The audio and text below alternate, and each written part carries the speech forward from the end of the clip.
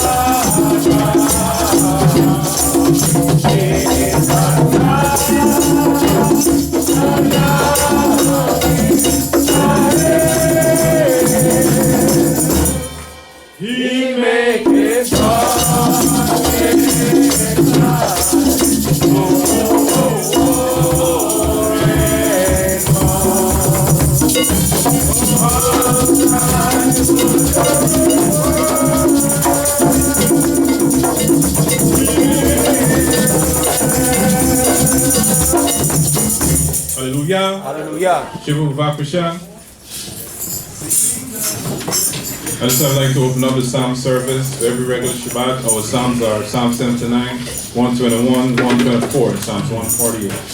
I allow persons to volunteer to lead us in the singing of these Psalms and give praise in the name of the Holy One of Israel. Hallelujah. Hallelujah. Our brother WaEtHannan, Psalm 79. Hallelujah. Hallelujah. Hallelujah. 3 more Psalms to go. Okay. Quoting the flyer, Psalms 121. Berechiah. Okay, Psalms 124. Okay.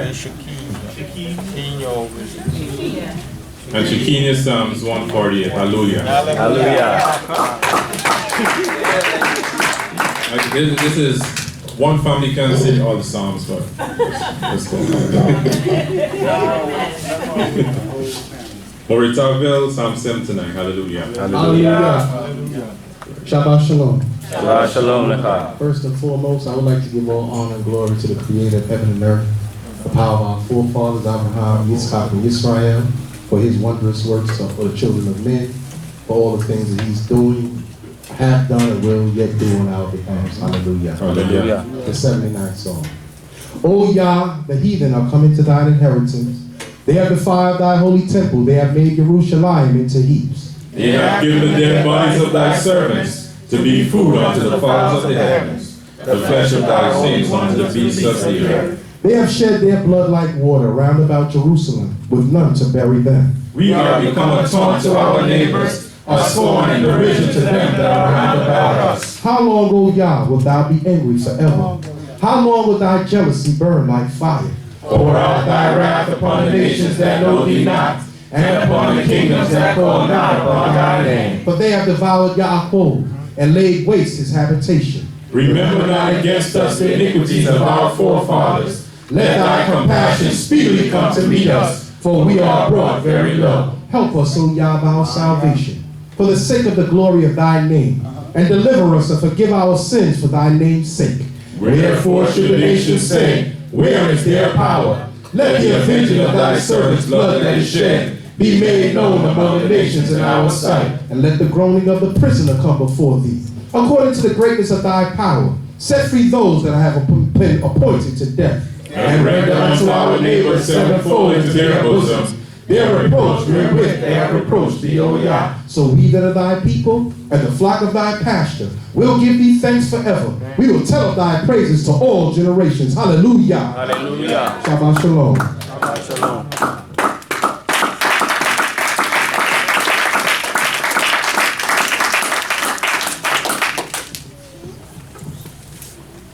Quote declare, hallelujah. Shabbat shalom again. Shabbat shalom. 121st Psalm. I will lift up mine eyes unto the mountains, from whence shall my help come? My help cometh from Jehovah, who made heaven and earth. He will not suffer thy foot to be moved. He that keepeth thee will not slumber. Behold, he that keepeth Israel shall neither slumber nor sleep. Jehovah is thy keeper, Jehovah is thy shade upon thy right hand. The sun shall not smite thee by day, nor the moon by night. Jehovah shall keep thee from all evil, he shall keep thy soul. Jehovah shall guard thy going out and thy coming in from this time forth and forever. Let's give thanks to the Creator for all of our lives here today. Just thanking Him for blessing us with the opportunity to be here with the family in Charlotte, and praying that He continues to keep us as we are apart one from another. I'm not sure if I will be in town next weekend, and since this is probably the last opportunity that I'll get to see everyone, I just want to say Torah. I am thankful to the Most High that He allowed me to spend time with the family, to get to see all of you. The time is always too short, but it's always wonderful to be here with you all. Shabbat shalom. Shabbat shalom.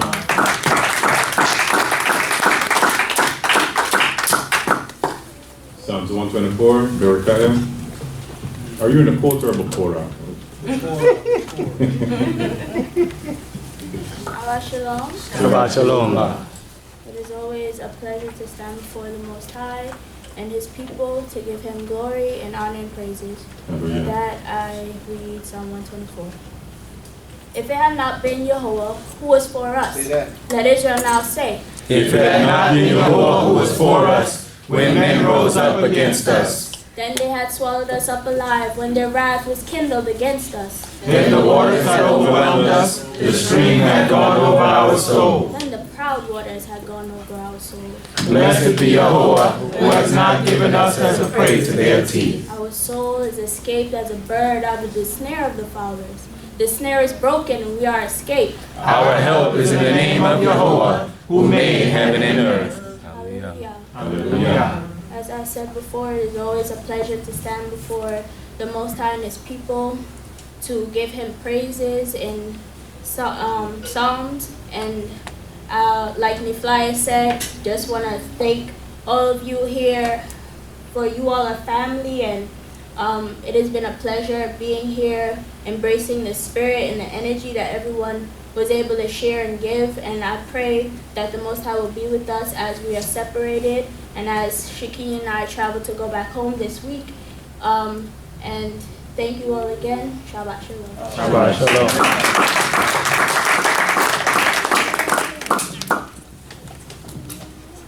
Quote Shekinah, Psalms 148.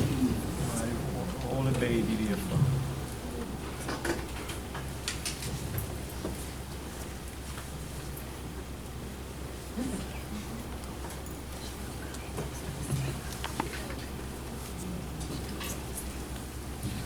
Shabbat Shalom. Psalm 48.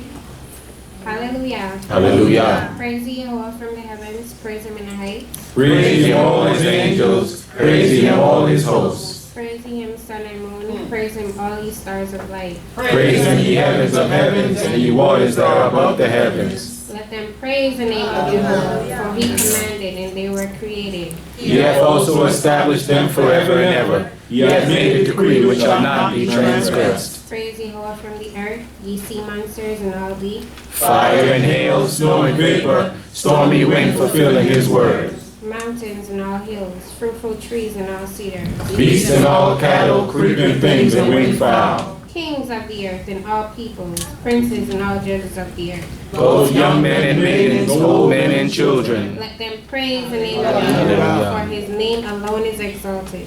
His glory is above the earth and the heaven. And he hath lifted up a horn for his people, a praise for all his holy ones, even for the children of Israel, a people near unto him. Hallelujah. Hallelujah. This one is say Tadayah for life. Tadayah for the life of everyone here. Thank you all for the hospitality and the love that you would have shown us while we're here. And you all have been an inspiration to us, no matter where I've been on my entire vacation. There's nowhere I could go and say that nobody's ever hasn't inspired me in any type of way. And I'm thankful to the Creator for that. And hopefully when I go home, I can even show some of the things that I would have grasped while I was here. Thank you all, and I'm happy to be here. It was a great vacation, and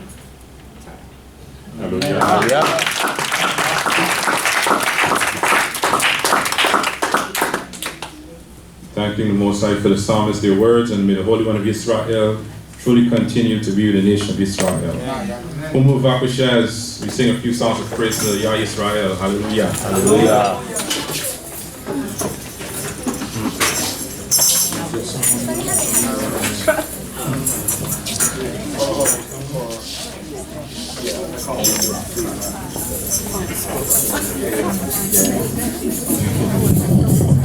Let us join our voices to sing the song, Cause Israel to Stand.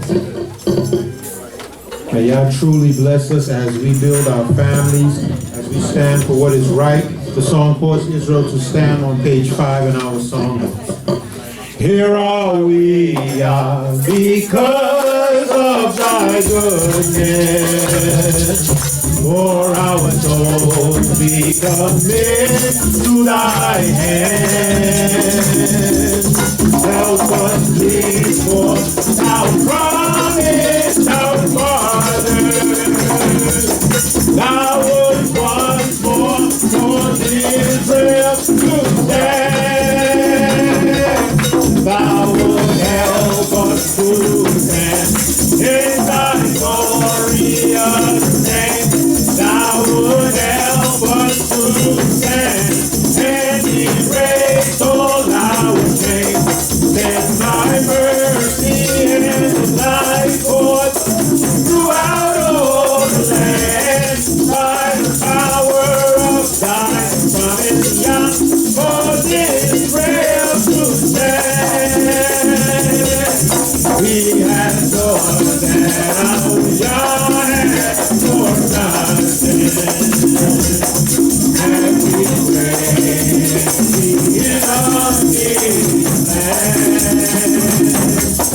But he sent forth the angels of courage, so he gave us the Spirit to stand. Thou would help us to stand in thy glorious name. Thou would help us to stand and erase all our shame.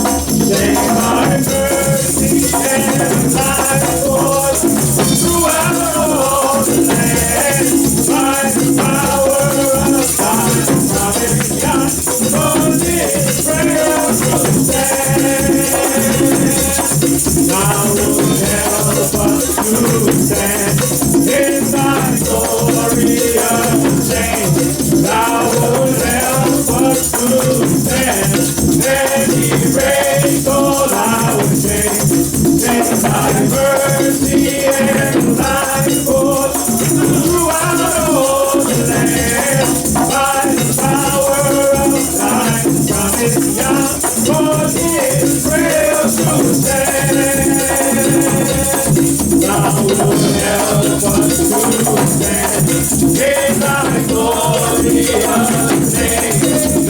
would help us to stand and be praised all our days. And by mercy and life force throughout all the land, by the power of thy promise now, for Israel to stand. Let us sing Baruch Hashem on page 6. Hallelujah. Baruch Hashem, Shel Yahovah. Baruch Hashem, Shel Yahovah. Baruch Hashem, Shel Yahovah. Baruch Hashem, Baruch Hashem, Shel Yahovah. Blessed be the name of Yahovah. Blessed be the name of Yahovah. Blessed be the name of Yahovah. Blessed be the name, blessed be the name of Yahovah. Who knows they let him, whom I am done. Who knows they let him, whom I am done. Who knows they let him, whom I am done. Who knows they let him, who knows they let him, whom I am done. He gives us grace and a water too. He gives us grace and a water too. He gives us grace and our water too.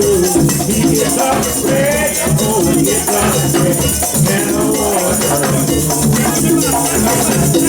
Baruch Hashem, Shel Yahovah. Baruch Hashem, Shel Yahovah. Baruch Hashem, Shel Yahovah. Baruch Hashem, Baruch Hashem, Shel Yahovah. When I wake up in the morning, I got to praise Thy name. When I wake up in the morning, I keep my gift to the day. Yahweh, you praise, oh, so praise. I got to praise His name. I just can't wait. Oh, I sing, Yahweh, I sing, oh, heaven and earth. When I wake up in the morning, I got to praise His name. When I wake up in the morning, I keep my kids to the same. Now I praise, oh, so praise. I got to praise His name. I just can't wait. Now I sing, now I sing, oh, heaven and earth. Baruch Hashem, Shel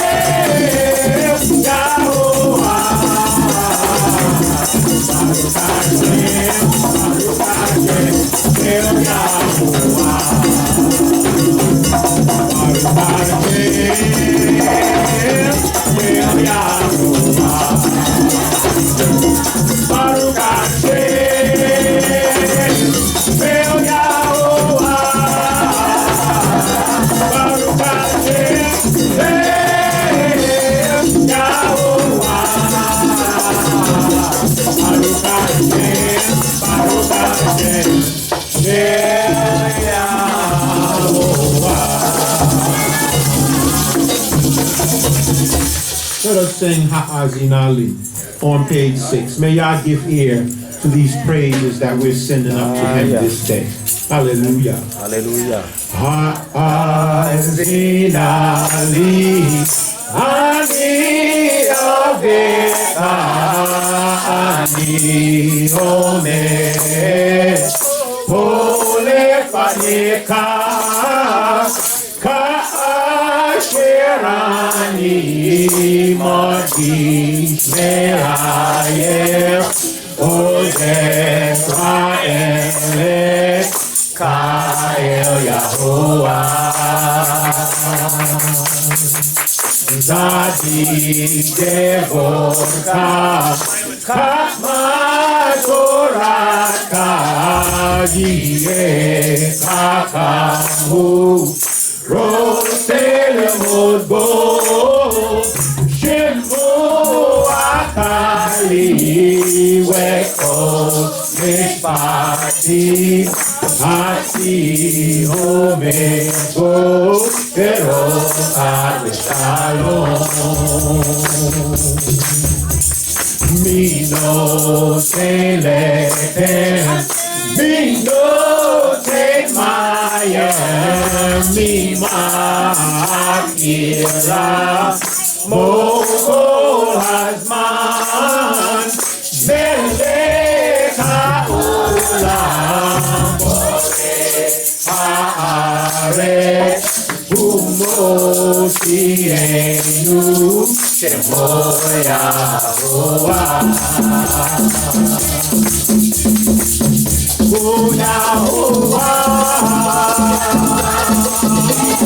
What's his name, Israel?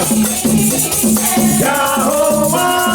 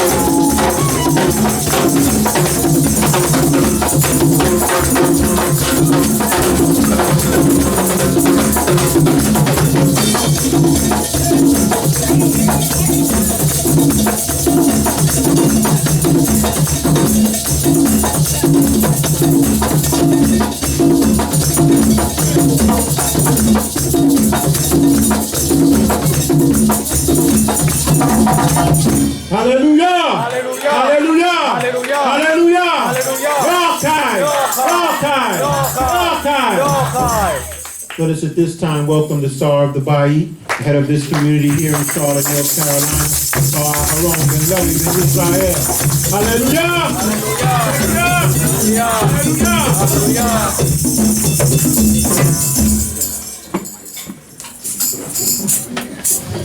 Shabbat Shalom, family. Shabbat Shalom Lecha. All praise to the Creator. Please be seated. I want to thank Him for my life today and for all of His mercies and His blessings for all of your lives, your families. I'm not one to brag on my kids because then you have to tell all of their dirt too, so I don't I don't usually do that, but I want to commend Eli Malek on his drumming skills. It's pretty impressive. I had all my 6 grandsons here today. That's a rare occasion. So I'm very, very thankful for that. So, how's everybody doing? Awesome. Oh yeah, life is good. In spite of all of this, just be thankful. It can always be worse. So we have to be careful that we not forget the Creator's mercies. So think about this plane crash that Dale Earnhardt Jr. was in. How often does a whole group of people get out of a plane crash alive? You say can always be worse because that could have been his last day. And we all have to remember that even when we go through hard times or calamities like that, it can always be worse.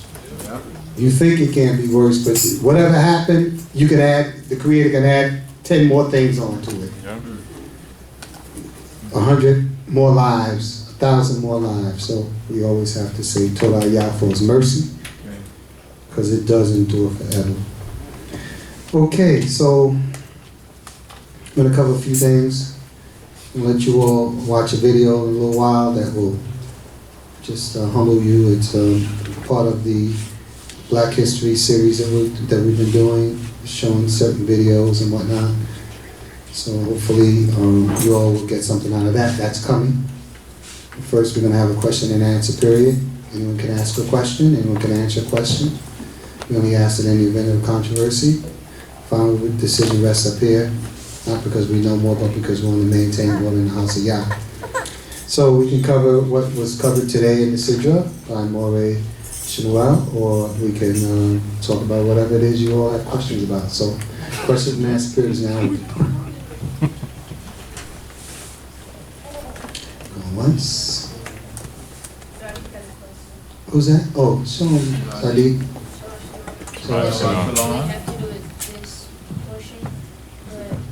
Okay, get the mic. In Genesis, when Adam and Eve came along, and I was wondering if dinosaurs were there at the same time.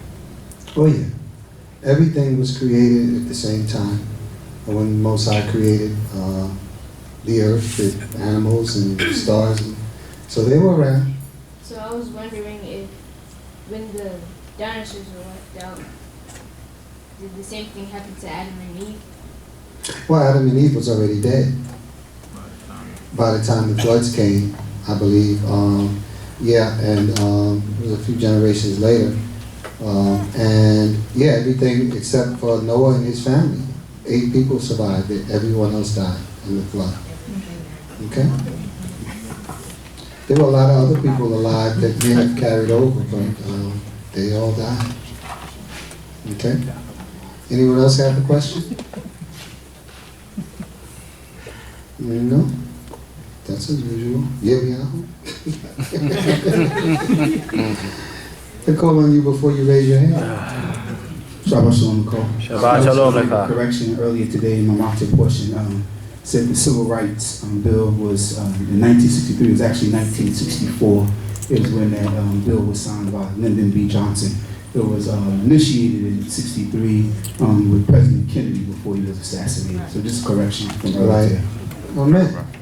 I caught it, but I didn't think it was a big deal. That's good. You did well. We're going to talk about all of that because we can't forget it. You know, some people think we're harping on it. No, we're not harping on it. We're just reminding ourselves. The Jews will never forget the Holocaust. And they tell you that's their slogan. Never forget. And we've been through a heck of a whole lot worse than that. That's right. And because our people, when I say our people, I mean all of our people, are caught up in foolishness and what have you, and the fact that the schools don't teach us some of these things, some of these generations are not going to know unless we teach it to them. They're just not going to know because it's not out there. Our TV stations are focused on nonsense. Whether you're watching Oprah's channel or forget about BET. They're not giving us things that we need to build families, to build communities, to build a nation. Because that's not entertaining. The stuff we're entertained by, stuff that can't help us. It's unfortunate. It really is. And,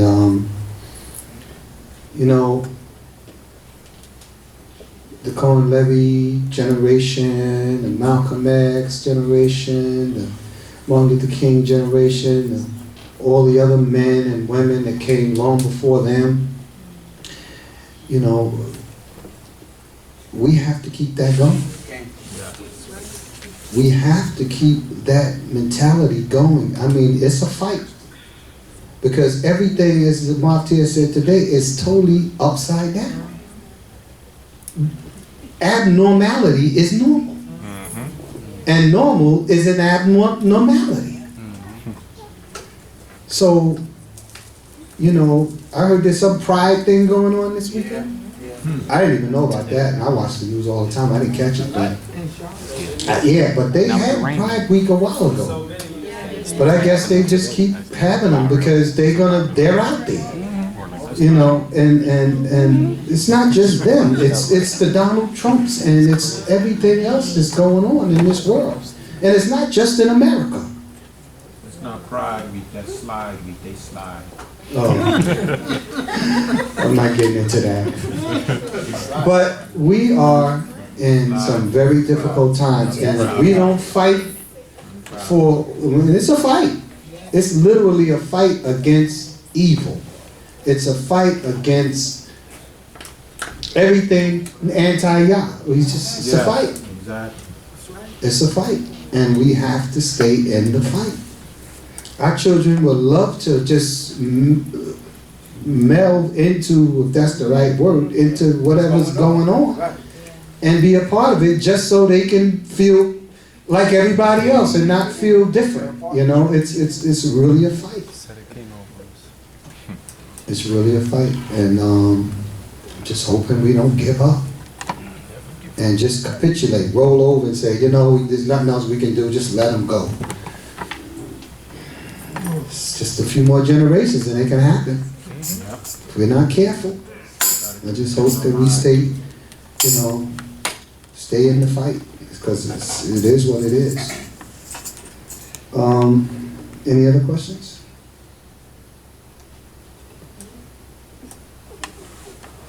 Going once, going twice. Okay. Well, y'all making my job really tough today, boy. I'm gonna have to do a song and dance to keep y'all up. Not gonna happen. Okay, you know what we're doing now? What's going on? What is going on? Okay. Let me start with Jeffrey Epstein. So he,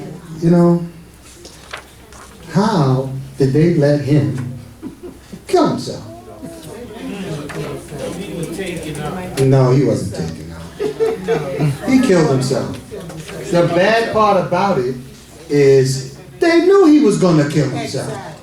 Why weren't they watching him? Because justice can't be, you know, that's not, listen, death is not always justice as far as I'm concerned.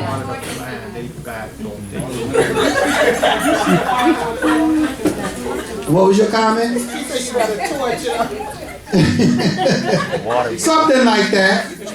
Listen, a good 40 more years in a cell, you know, is what he needed. At least that. I see your hand.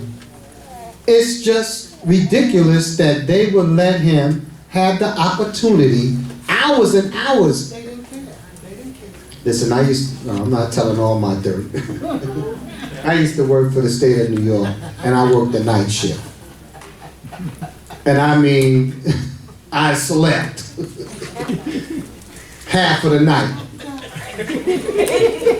But I wasn't working in a place where people were killing themselves. Come on. I mean, some jobs, you know, you work the night shift, you could skate a little bit. But for them to be sleeping for hours and know that he's on a 30-minute watch, I don't understand how they let him. Because guess what? There's so much information that needed to come out. Even if he doesn't testify, the trial brings out all of the information. And that's healing for a lot of people who have suffered. You know, I remember the guy that had those girls in Ohio and locked up in that house for all those years. There was 3 of them. And at least they went through the whole process of his trial and everything. And then I don't think it was a week after they put him in the thing that he killed himself. But at least they got some closure. At least they got something out of it. But this guy, he saw all of this stuff coming out against him. He's like, I ain't sticking around for that. First of all, he got all of this money, all of these houses, all of this wealth. He knew he was going to never see it again. He knew he was going to never see that wealth again. So what's the point of sticking around for all of that torture? Because he can't sleep at night. You know, when you get caught, you know, while you're in the middle of your dirt, you're enjoying yourself. But when they take all of that fun away from you, and I put that in quotes. Right, please do. Exactly. Then it's different. All the fun is gone. And so he took the easy way out, and they let him. It should have never happened. And heads got a role for that.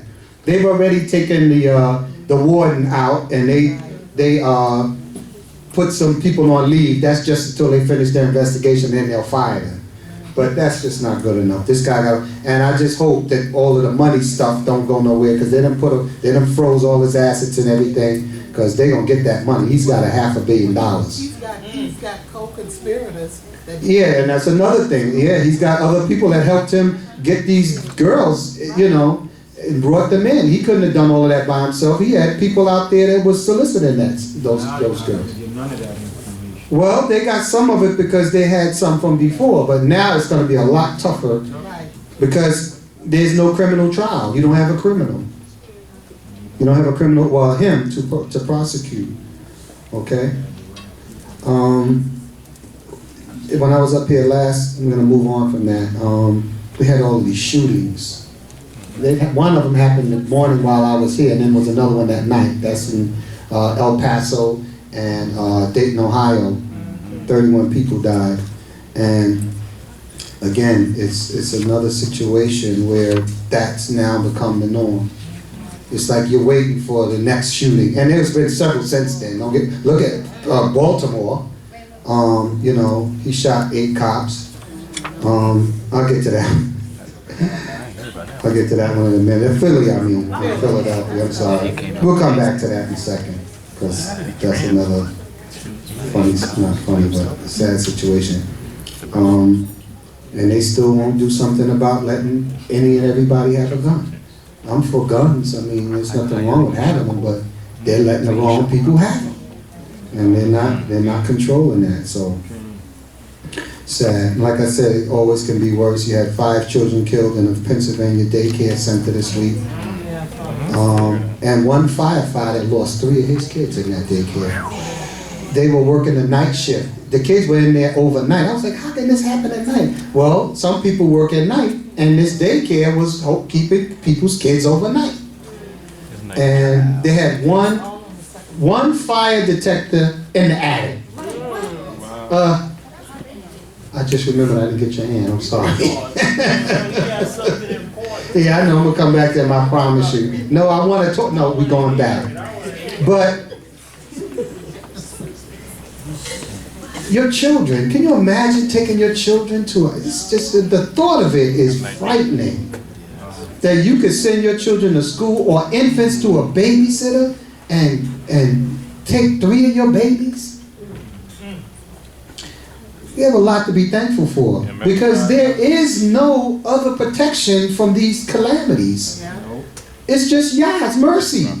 That it's not your child because it's going to happen to somebody's child.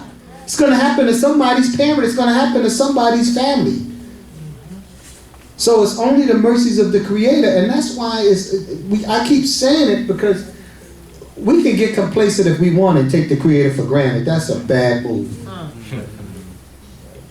You know, even with all of our prayers, we don't know if that's going to be enough because our righteousness has to come in there somewhere. That's how you get the mercies of Yah. You don't just give it up. He's not that arbitrary. He has rhyme and reason for everything he does.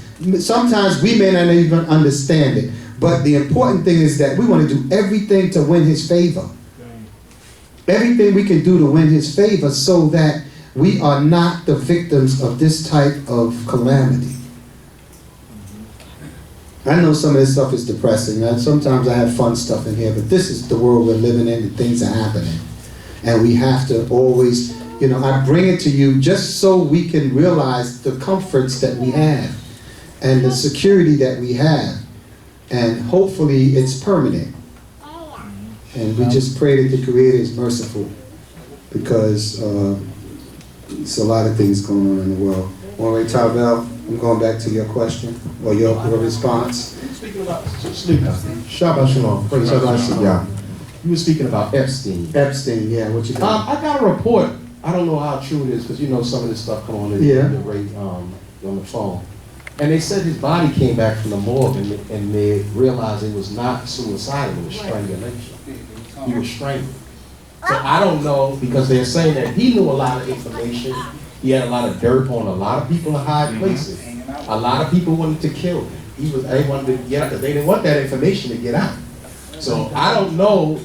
Well, I'm just watching to see how it goes from here, but I wanted to ask you, what do you think about that? Well, the information I got was that it was, it was strangulation by hanging. Okay. And it was suicidal. They said it was suicide. That's what the medical examiner's report said. Yeah. Just came out yesterday. It said that it was strangulation from hanging. And that he did it himself. That's what they're saying. He had it on a low bar and he just knelt down and waited. You know, strangulation is not a fast death. It's it could take 3 or 4 minutes. Yeah. He just, you know, but he shouldn't have had. And then the thing is, they said that and this is a very uncomfortable, that's wasn't part of the problem, because he had so much money, his lawyers were fighting for him to be more comfortable, because when you're on 24/7 watch, they're watching you all the time. And they also don't give you a lot of stuff that make you comfortable. So his clothing, he could have been in like a paper gown, something that he couldn't use to strangle himself. So they were fighting to get him off suicide watch, which is what they call it, which is the 24/7, observation. They were trying, and they were fighting to get him off, which he could have been telling them get him off because he wanted to hang himself, because he had just tried 3 weeks ago. Yeah, he tried 3 weeks ago and they took him to the hospital and they saved him. So, I mean, you know he's trying to kill himself. Why would you leave? Listen, he had $500 million. He's been running around doing the wrong thing for 40-something years. He can suffer in there and be uncomfortable. Who cares? So he should have never been able to get away with that. That's too easy. I just heard they couldn't figure out how he broke the bone. He broke a bone in his throat and said it's pretty hard it's pretty tough for a person to break that bone themselves, or for whatever he had in the room or however he did it. I just like everything wasn't adding up or something. What I heard is that bone breaks 20. I'm just telling you this is what I heard. That bone breaks 25% of the time when people hang themselves. It's just a small bone in the neck. And 25% of the time, that's one of the consequences of the hanging process. Especially if he did it the wrong way, if you know what I'm saying. You know, he did it, he hung himself, he went out the hard way. So it took him 5 minutes instead of 3, you know. I don't know. Especially since he wasn't hanging from a height, you know. You gotta really you can't strangle yourself, you know that, right? You can't strangle yourself with your hands. Impossible. Okay, so you have to, because your reflexes will stop you, or you get so unconscious that you drop your hands and you're not dead, you know? So, you know, there's some people I wouldn't mind if they hung themselves and committed suicide, but this particular person needed to suffer his consequences. You can, I'll take your hand. Not to go too deep into details, but just from your personal opinion, and thinking about our young daughters, with this young man, or this man being so powerful and rich, do you believe his acts, doesn't sound like these young daughters and these women were kidnapped. Do you think he kind of influenced them with his money to kind of manipulate them to follow into his ring of dirtiness and things that he was doing? How do you think some of these young daughters got so caught up with this whole ordeal? They were recruited. First of all, he wasn't powerful. Powerful, some people have money, some people have power, and some people have both. Okay? He didn't have power. He had money, and his money gave him access. And what happened was he had recruiters that would meet the girls walking home from school. This one girl that was interviewed on NBC, she had no father in the home. Her mother was busy. She was out there, you know, was a good kid, but she went to the school. It was a school for talented children. I forgot the name of it, in Manhattan. And she was a student at that school. And they would take, they sent people there. She was chosen as one that he wanted to, you know, and they first said, you know, come on, they hung out with her. I said, come over, he wants to meet you, blah, blah, blah. Next thing you know, he's giving her $400 for massage and different things. And this was over a long period of time. And then one day, bam, he decided to rape her. At this point, she was already going there comfortably. She was getting that money, so she was going back every so many days, once a week or whatever. So you got a 14, 15-year-old girl getting $400 a week, you know, for a visit, you know, to do a job that she's really not qualified to do. And that's how they did it. And they drew them in, poor children, don't have fathers in the home. Because when parents are paying attention, where's my daughter? Where is she? Why is she coming home from school? So it takes time to do these things, and then who knows? Every case is different, but that's how he got all of these children in there. And then when you go to a foreign country, you go to the Bahamas, or you go, his island was called Pedophile Island in the Bahamas. He had his own island, he bought his own island, and they were calling it Pedophile Island. So they were bringing in people, because you could only get there by boat. And yeah, so, you know, after a while, people want to get paid, you know, children and parents are not paying attention. You know, he had enough money to do whatever he wanted to do. And, all right, can we move on? Yeah, it's really bad, but it's not, listen, how many children, this is nothing called, this human trafficking. That's all it is. And they're doing it for our children right here in this neighborhood. Some of them are being used and abused because they're poor and they will do anything for money. And you know how many pimps out there? And some of these girls, before you know it, first thing they do is they get them hooked on drugs so that they have to get a fix. Now they're coming back for the fix. And then if you want the fix, they put you out on the street. They've been doing this for centuries, generations. This is nothing new. He just did it on a whole different level. It's not uncommon. That's why our children, we gotta protect our children. And if we're not watching them, we can't say what they will or will not do. We cannot say what they will or will not do. We have to watch them. We have to protect them. We have to talk to them. We have to pay attention. I keep telling parents, those of you who give your children cell phones and you're not checking them, you're a very foolish parent. You have to be checking their phones. You don't know what they're getting access to. They may just come upon it accidentally. But once they get in into certain chat rooms or whatever the case might be, all you have to do is, listen, I'll tell you right now, listen, I'm gonna leave it alone because I'm giving away secrets, and I think you all need to just do certain things, and I think you know what it is. I don't want to wise up your kids too much, then they'll be able to defeat everything. Just get smart. Okay.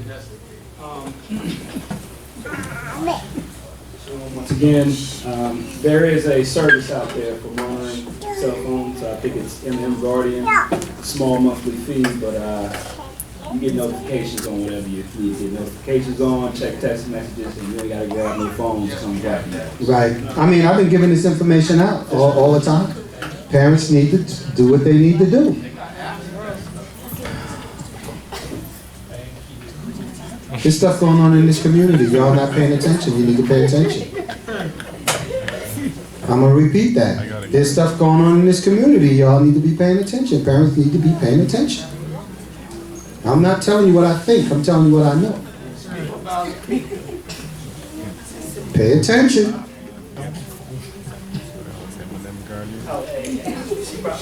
Okay, moving right along.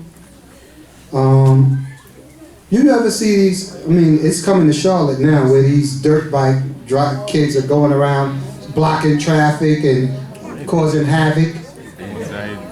So that happened in Charlotte this week, or last weekend, whenever it was, and the cops came. Usually they're nowhere around to catch these guys. Well, they caught these guys and they started chasing them, and one of them tried to get away and ran off the road and killed himself.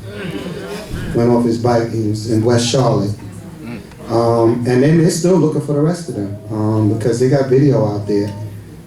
These guys are like the motorcycle riders that, you know, Hell's Angels that used to cause that kind of stuff. They're really out there. And they think it's a big joke. And you better not try to get around them, because if you try to get around them, then they'll come after you. Just be careful, because there's a lot of stuff going on with road rage and what have you. Just be careful. That's just a word to the wise. They got this is stuff that bothers me when in St. Louis they have a child serial killer on the loose. And the adults won't talk.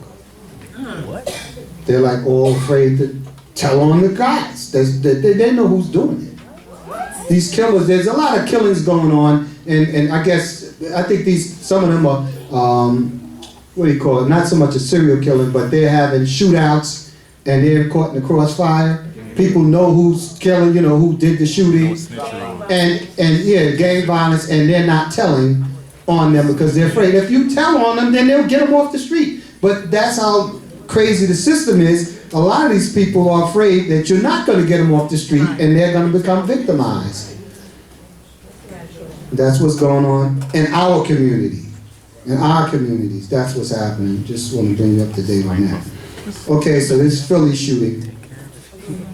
So this guy, I don't know why he did it, but they were coming to arrest him. He had a warrant for his arrest, and he shot up 6 cops. And I don't know if you saw this, and I'm surprised they didn't play this up. Probably Fox News probably got a hold of it. But the people were pushing the cops, were harassing the cops. Because while they're trying to get the killer out of the building, the people, you know how they are, they don't like cops, and he's in your neighborhood, shooting up your neighborhood, and they're shoving the cops, you know, like yelling at them. Is that people? Yes, of course. That's the neighborhood they were in. Our people were pushing the cops, and they had to stand there and take it. And they're yelling at them, you know. I guess, you know, but the guy just shot up 6 cops. What do you expect? Now, what if they just left your neighborhood and left the shooter up there?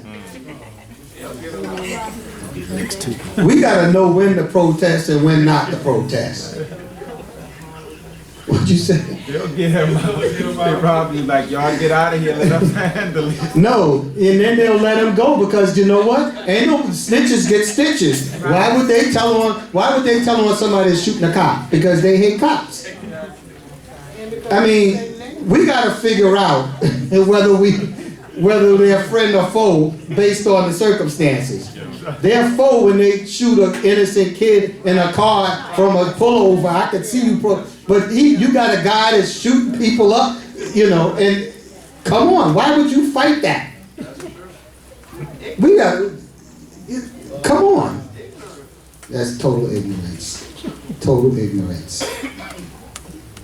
Man, I tell you, I can't even live around some of my people. I don't want to live in those neighborhoods. I don't want to live in those neighborhoods because, you know what? I'm not safe around my own people. I got more of a chance of getting shot amongst them than I do from a cop. True. Sad. How many times compare black on black crime to cop killers? I mean, cops that's killing our people. I know you don't like this subject here. What's your comment? You want to make comparison, Shabbat Shalom, and compare black on black crime to white on white crime, and black people being killed by cops versus white people being killed by cops. All right, well, I don't mean to sound prejudiced, but I'm not worried about that other crime. I'm worried about what we're doing to ourselves because we are an endangered species, and they're two separate issues to me. What cops do to our people is one issue. What we do to ourselves is a whole different issue. I keep them in separate categories. That's apples and oranges to me. They're separate because we could fight them better if we were band together, but this is the problem that we don't seem to understand. We put so little value on our lives, then how much more can we expect from them to put on our lives? If we don't have any value for each other, it makes it easy for them to have. Listen, when people watch the news and they see that our people are shoving the cops that are trying to save their own community, what message do you think that's sending to Lavani? What's the message? We in there trying to help them, and they were shooting black cops too. The guy wasn't prejudiced about who he was shooting. He was just trying to get away from being served with a warrant. But my point is that we have to, before we can, charity begins at home, and this is just an analogy. If we don't care about each other, how can we expect anybody else to care about us? We have to be more conscientious, and then when we know somebody killed somebody in our neighborhood, we're going to let them slide and keep them on the street, so the next time you might be the victim. Because they're loose and they still got a gun. And they got a grudge against somebody else from another gang. It's scary. The thought that you have to leave your own people to raise your children in safety is not a good thing. We want to say we could police ourselves. We can't, because we don't know how to do that. We want to say that I think that separate but equal would have worked if the equal was a part of the equation. That's right. But it has never been. So in order for you to get equal, you gotta have integration. It wasn't a good thing, but it served a purpose. And that's what all of this history is about. That's why it's so important to know the whole history and not just pick up the movie in the last chapter. Because what we're doing is we're missing the whole, how we got from there to here. And it's a sad situation that so many people not just fought, but died for our freedom. And we are not appreciative of it. We don't really have an understanding of what we've lost because of all of the time that the freedom, it was too much freedom. And then, of course, they know how, because they're in charge of all media. They're in charge of paper, print, radio, sound, movies. They can create the narrative for us. And we bought into all of that. As much as people fought for this stuff, I don't know if it was worth it because of the losses. My parents left the South because of racism and oppression. They left the South in the 40s to go up north. And by the 80s, everybody started moving back because the corruption in the cities happened so fast. And they had to, that's why they took their children out for the summer and sent them down south. When I was a kid, you had to go down south for the summer just so you wouldn't be on the streets. Because of all the drugs and all the violence. Just that fast, we got corrupted in the big cities because now they corralled us in projects and in neighborhoods and redlined us and kept us amongst us and gave us guns, gave us drugs, gave us all the things to destroy us. And we bought into all of it. Can you blame us though? When they conspired against us and did all of that to us. That's the, I mean, this was... Sneaker, Shabbat Shalom, stand up and let's talk. I mean, I see you're upset, but we got to follow protocol. Shabbat Shalom. Shabbat Shalom. Like I said, just bringing up the facts, and you're right, we didn't have to fall into the trap, but they did flood our communities with, as you mentioned, the drugs, the guns, and basically no opportunity for us to grow. So we did turn to things that didn't profit us, and moving away, to me, is not the full solution, because now you leave everybody behind to kind of figure it out for themselves. So if you are able to rise to a certain status or level that you can be influential, and we do have people in high places that's trying to make these changes, I think the message shouldn't just be, okay, I can't stay around them, I can't live around them because they're so jacked up, but how can we assist them with coming up from being in that low situation? Okay, well, first off, the first thing I'll tell you is that I grew up in that neighborhood. My parents raised 8 children in a neighborhood like that. My parents' father had a 2nd grade education. That's what Naeem has. My mother had an 8th grade education. We didn't have money, but we were able to survive it. We were able to not get involved in that because they kept a tight leash on us. That's the thing. That you can't expect that from anybody else. Those values were brought from the South. The problem is that we, even now today, are still giving up those values, and we're giving our children everything they want. We're not teaching them the values that they need to have in order to be strong, in order to fight those people, because they're everywhere. I shouldn't have to leave, but I'm not going to leave my children there to become fodder. Okay, so if I would move into another neighborhood where I'm going to find safety for them. But we all have the opportunity to rise above that stuff. Everybody has the opportunity not to. I could tell you, I could go floor by floor and tell you which families got caught up and which ones didn't. I could tell you which parents weren't paying attention and which ones didn't. I could run down floor from the 13th down to the 1st floor. Okay, so I know some of them are still there. I know what the problem is. I know what it took for us to overcome it. The problem is that we aren't being strong enough as a people. And then you had all of these movements out there. There were plenty of movements that we could have latched onto that would have helped us survive. But no, we chose ignorance and foolishness. We made choices, folly, women, wine, and song. Those are the 3 things men love. That's what was the destruction of our family. Now, I'll even admit this. The system was definitely waged against us. They gave us a welfare. They gave us all these other drugs. They gave us a lot of, pacification programs that make us want to go to them for survival and what have you. But we didn't have to do that.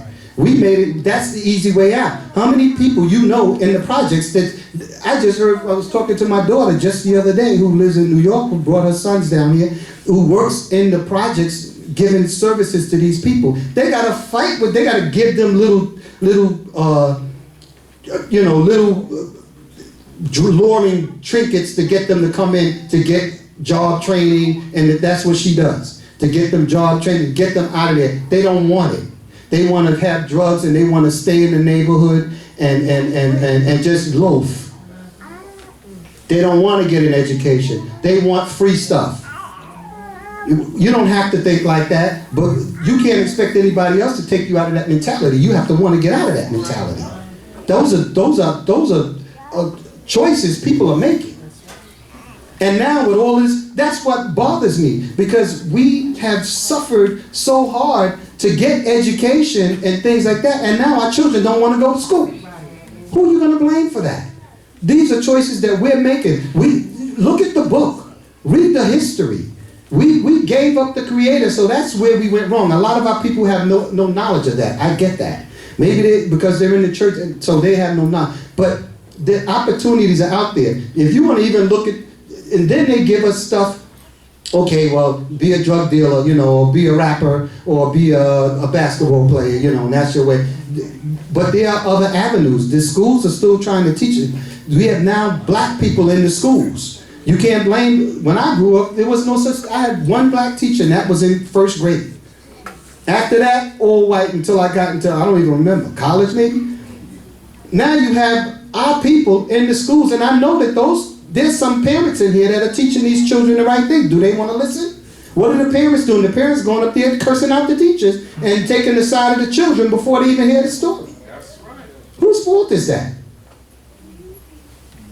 No, we got to stop blaming other people for our problems. We past that now. We are happy. If we don't get past that, then we're not going anywhere. We're not going anywhere, because as long as we have somebody to blame, then it's never our fault. And we're lost people, and that's indefinite. We have to say it's not our fault. I mean, it's not their fault. It's our fault. We have to stand up as parents. Some people are teaching their children to disrespect the teachers, disrespect authority.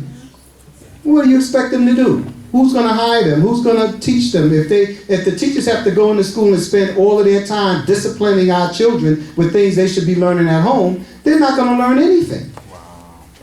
It's serious. Cain, come on. Shabbat Shalom. Shabbat Shalom. This is directed to Yirmiyahu with the comment. Sometimes when you get to that point and you see that your environment is just not the best for you, you have to remove yourself. Get yourself into a better position and then go back. Unfortunately, like Star said, some people just don't want to hear it. And those are the people that you just have to pray for. And maybe sometime later on down the line, they'll see that you elevated yourself, that you got yourself into that position. Oh, bro, how you do that? What you doing? And then you just share that knowledge, and then you move on from there. But sometimes you definitely have to remove yourself, get yourself and your family into a better position, and then go back. Amen. You can help them better outside than you can inside, really. The ones that want it will find it. There are some people who come from really dire situations, but they don't want to be in those situations, and they find a way. They find somebody that's willing to help them. And they have to put in the work, and the sincerity has to be there. But there are ways to get out. We just have to want to get out. Cain.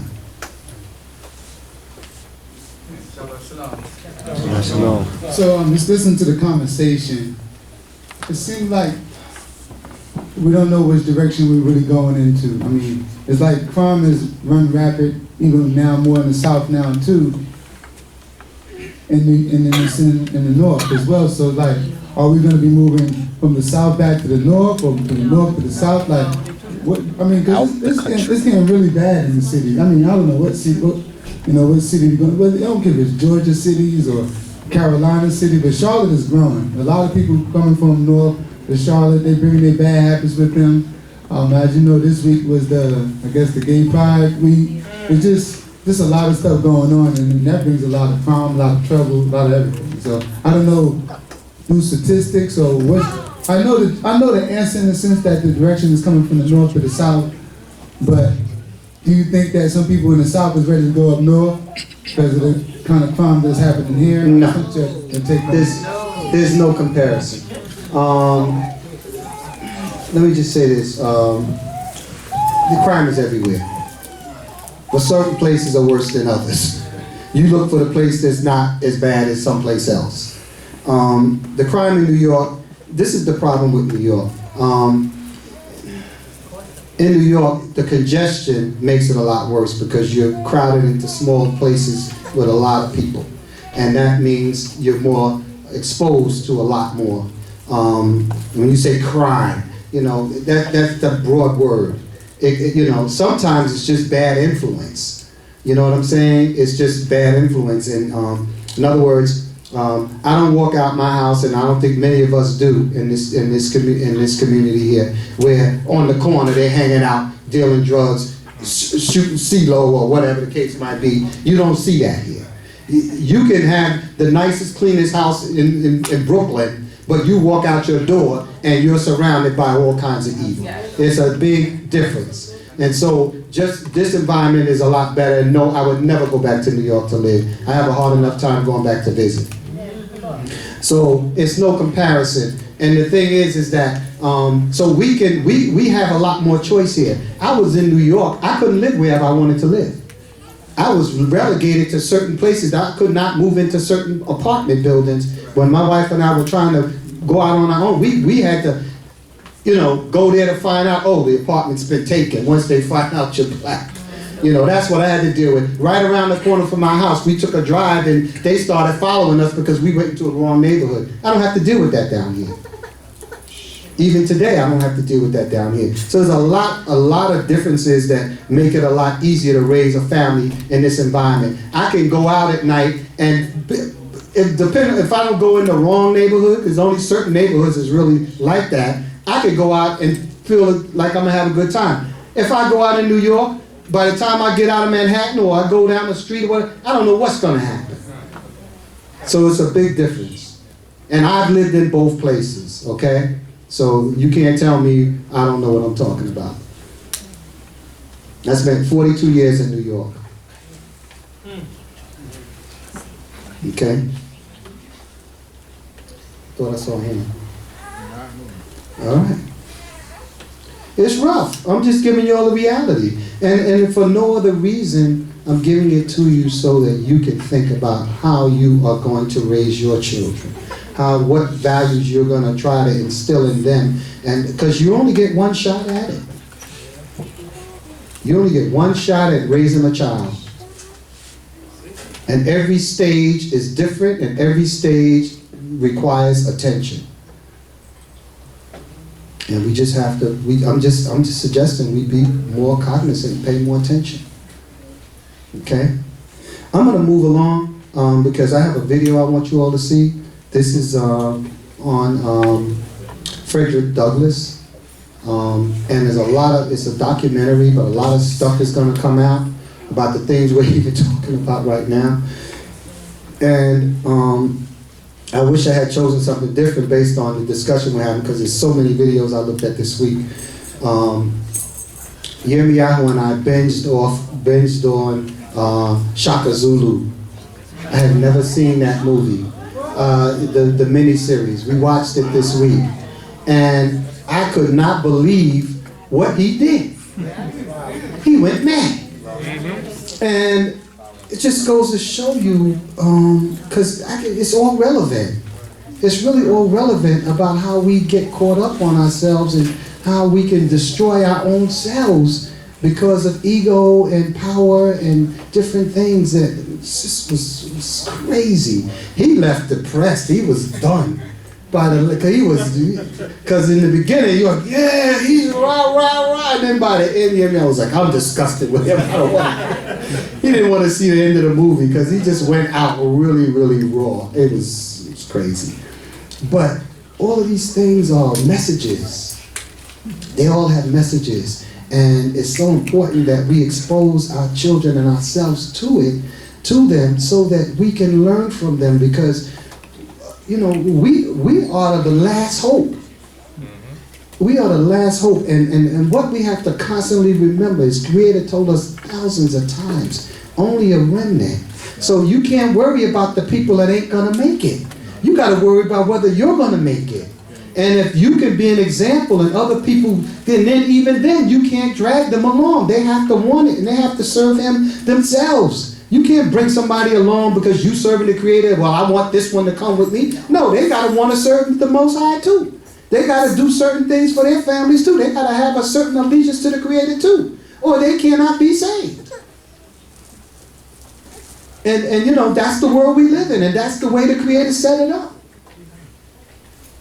We got to get wise. And we have to, every tub has to sit on its own bottom.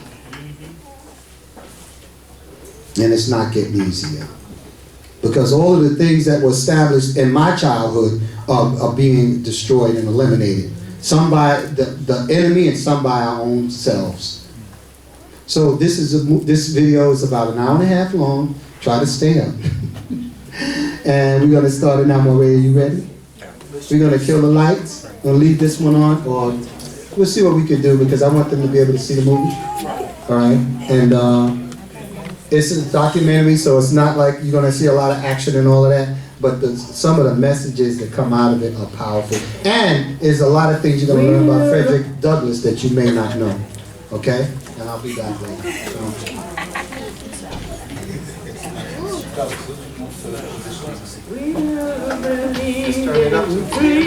That's good.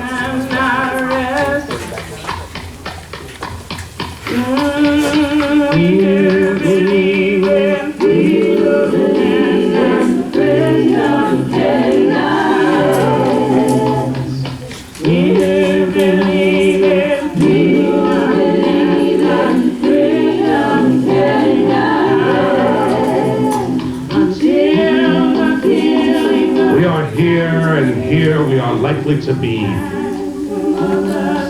To imagine that we shall ever be eradicated is absurd and ridiculous.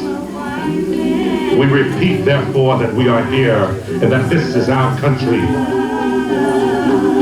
We deem it a settled point that the destiny of the colored man is bound up with that of the white people of this country.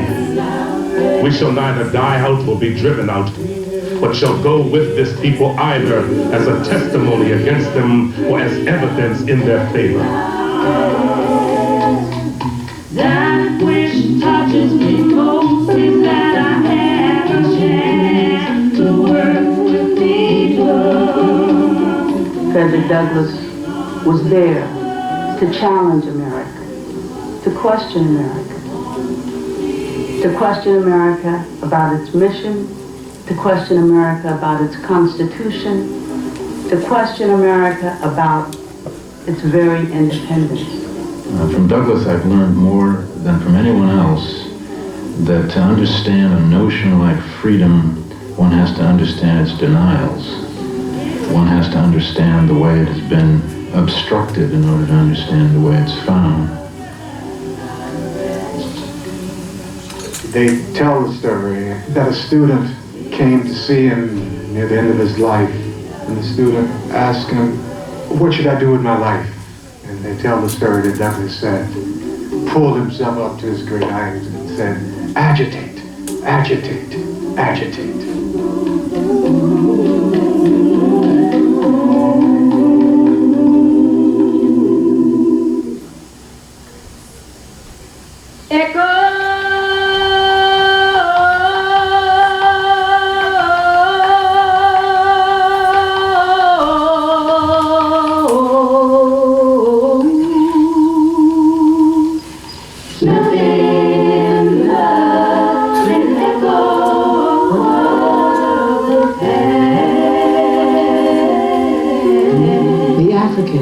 And the descendants of Africans sleep here, under the trees in graves hidden from history. In life, they were valued as property, inventoried in careful lists. In death, they were judged not worthy of a record, a mystery even unto themselves. With no markers, no names, no dates of birth and death. The birth date of a slave was unimportant. And for many slaves, not knowing when you were born is like not really ever being able to shed bondage. Born a slave, Frederick Douglass told the story of his life in 3 autobiographies and in hundreds of speeches, all working for the freedom of a people in bondage and ensuring that the details of their daily lives would never be forgotten. I have never met with a slave who could tell me how old he was. Few slave mothers know anything of the months of the year, nor of the days of the month. They measure the ages of their children by springtime, wintertime, harvest time, planting time. Like other slaves, I cannot tell how old I am. My master allowed no questions to be put to him by which a slave could learn his age.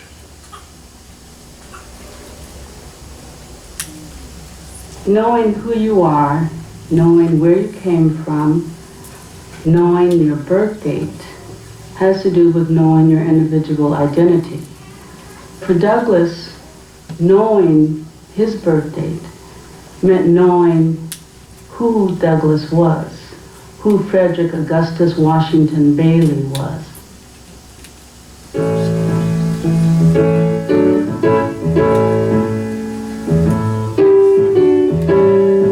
Here Douglas spent the final years of his life in the house he named Cedar Hill, across the river from Washington, D.C.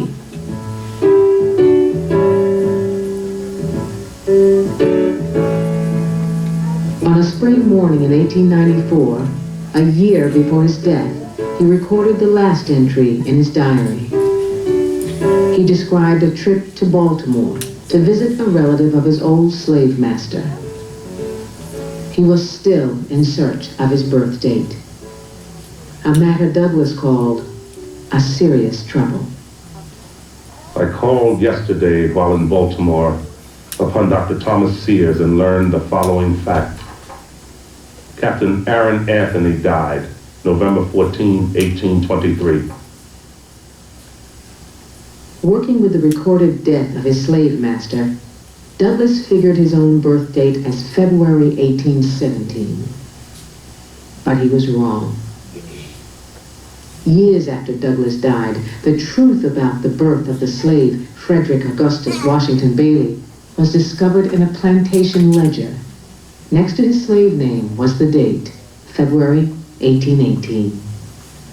I suspect this search for an accurate birth date became a kind of obsession, in part because this was somebody who was always telling his own story and always trying to understand, I suspect, even within himself, how he got from there to here.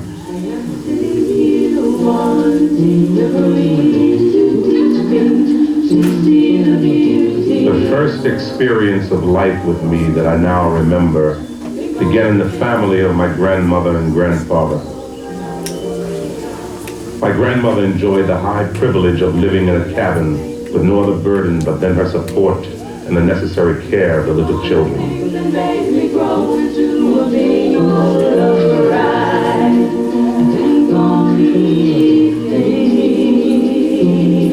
Living here with my dear old grandmother and grandfather, it was a long time before I knew myself to be a slave. His grandmother is someone who interprets the world for him and helps him to understand what he sees. Her faith in him, her confidence in him, her sense that he is meant to be something very important is a part of that necessary building of himself. The woman who had taught him so much spared him the hard facts of his future as a slave, that someday soon he would be claimed as property by the man called Old Master and forced to live and work on a great plantation.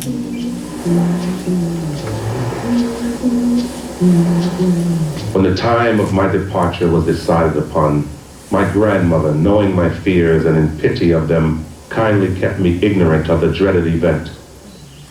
She led me along by the hand, resisting with the reserve and solemnity of a priestess all my inquiring looks to the last. She was soon to lose another object of affection, as she had lost many before. I knew she was unhappy, and the shadow fell from her brow on me. Frederick was turned over to Old Master, Aharon Anthony, manager of one of the largest plantations on the Eastern Shore. Y Plantation covered almost 10,000 acres, included 13 farms, and a workforce of more than 500 slaves. the Y plantation was completely self-sufficient. And that self-sufficiency depended on black hands. The blacksmiths, the carpenters, the people who worked in the fields, the coachmen, the cooks, the maids, the butlers. Everything that was done on the Y plantation was done by black hands.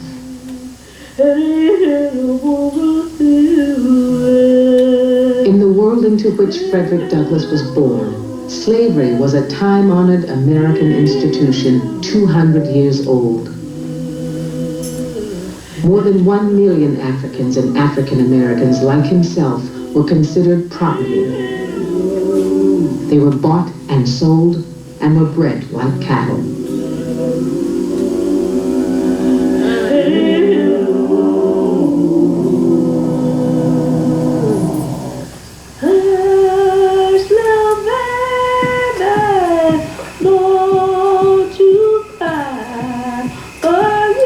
Bailey saw her fourth child, Frederick, only when she could manage to walk the 24-mile round trip from the fields of a neighboring farm to Y Plantation after her long work day.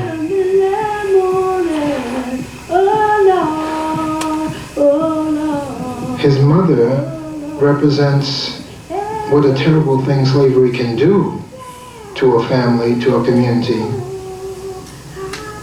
But his mother, of course, also represents what a beautiful thing it is for a mother to determine to see her son, whatever she has to do to make that possible. Frederick's mother died before he was 9 years old. He later wrote, her grave was like those lost at sea, without a marker or a stake. She died, he said, never revealing the identity of his father. It could be the case that Douglass's father was an unknown man. He could have been an overseer. He could have been a white man who worked for the family that Harriet Bailey worked for, because as far as sexuality was concerned, in the white South, it was open season on black women. And that tragedy is something that haunted Douglass as well. Slavery does away with fathers as it does away with families. The name of the child is not expected to be that of his father. He may be white, glorying in the purity of his Anglo-Saxon blood, and his child may be right with the blackest of slaves. Indeed, he may be, and often is, master to the same child. Douglass would later write that slavery had made his mother a myth and his father a mystery.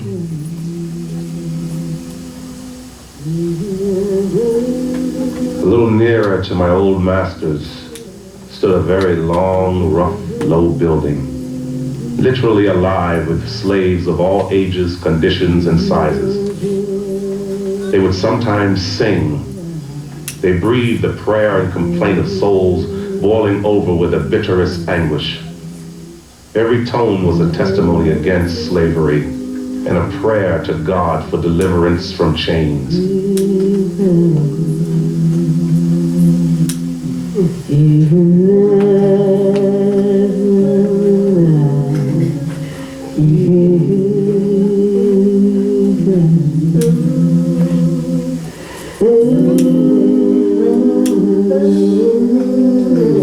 To those songs I trace my first glimmering conception of the dehumanizing character of slavery.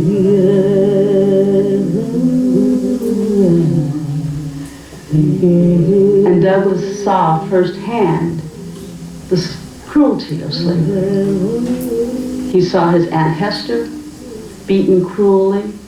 He saw one slave who waded out into the water to get away from the overseer's lash, simply shot in the head for that. So Douglass gives us firsthand our most graphic picture of what bondage does to the human spirit.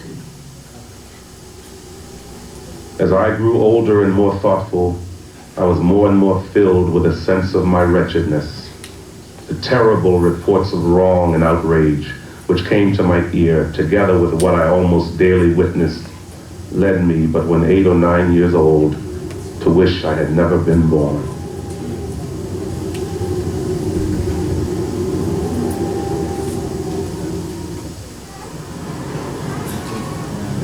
In the summer of 1826, Frederick was sent north across the Chesapeake Bay to Baltimore to work for Hugh Auld and his wife Sophia. For the rest of his life, he would think of himself as chosen, not by chance, not by luck, but by divine providence.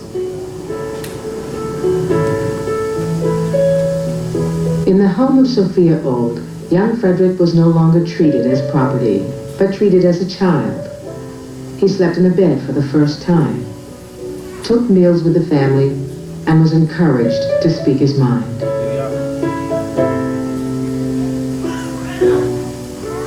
Well, from Sophia Auld, his mistress in Baltimore, at about the age of 10, he receives the gift of words. She teaches him his letters. And for about a year, he is given the freedom to read and continue to inscribe in his booklets. But after about a year, his master Hugh Auld, her husband, discovers this, in part because it's the law that you're not to teach slaves to read and write, and in part, I suspect, because Hugh Auld was threatened by that. Hugh Auld laid down the law and declared that Douglas shall not be taught to read and write. Learning would spoil the best nigger in the world. If you learn him how to read, he'll want to know how to write. And this accomplished, he'll be running away with himself. And Douglas later on referred to that as the first anti-slavery lecture he ever heard, because Hugh Auld's analysis was absolutely on target.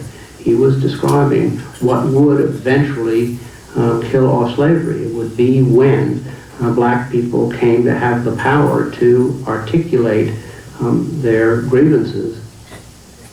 When forbidden to read in the Auld home, Frederick carried a Webster's spelling book into the streets, asking help from his white friends, bribing them with food when he had to. Letter by letter, he mastered the rest of the alphabet, and by age 12 had learned to read and write. Eventually, he got himself into a bookstore and bought the Columbian Orator, that most important of all books in his life. He would go down behind the warehouses, somewhere all by himself, and really that's how he taught himself to be an orator. He just memorized those speeches. Douglas, from that point on, was just in love with words, in love with reading. He hid books in his pocket, pieces of paper in his pocket, and he read everywhere he could everything he could possibly read.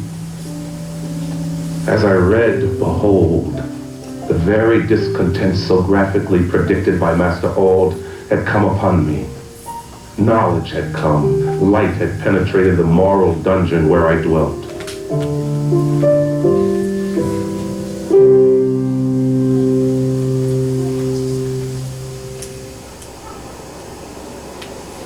150 miles south of Baltimore, a slave named Nat Turner turned the written word into a sword.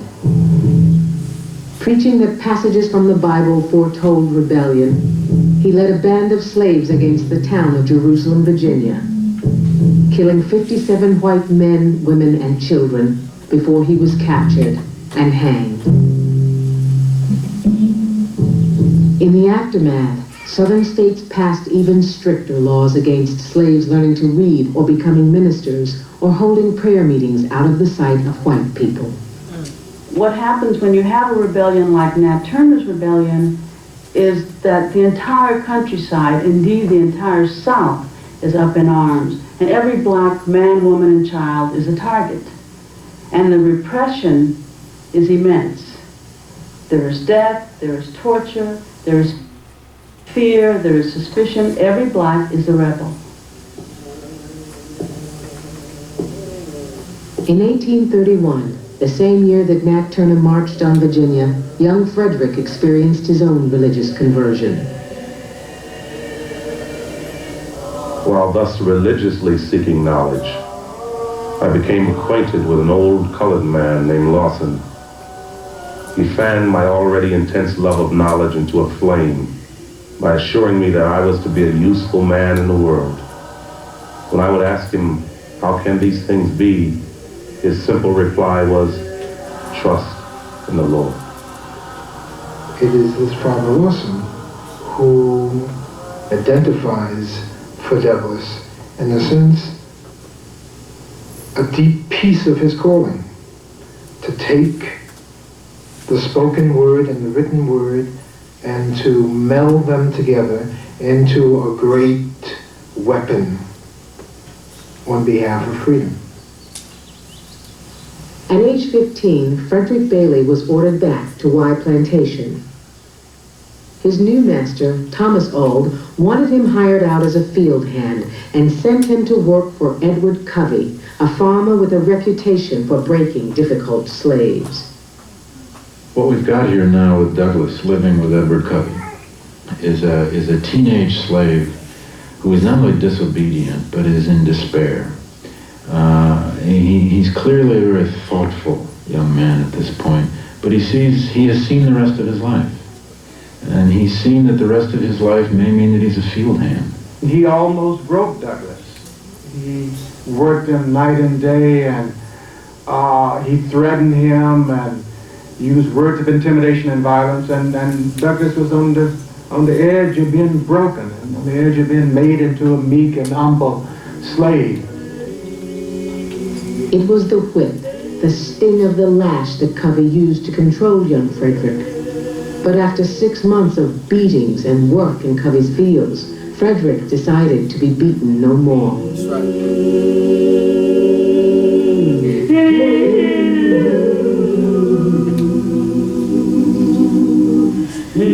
Mr. Covey seemed now to think he had me and could do what he pleased. But at this moment, from whence came the spirit, I don't know, I resolved to fight.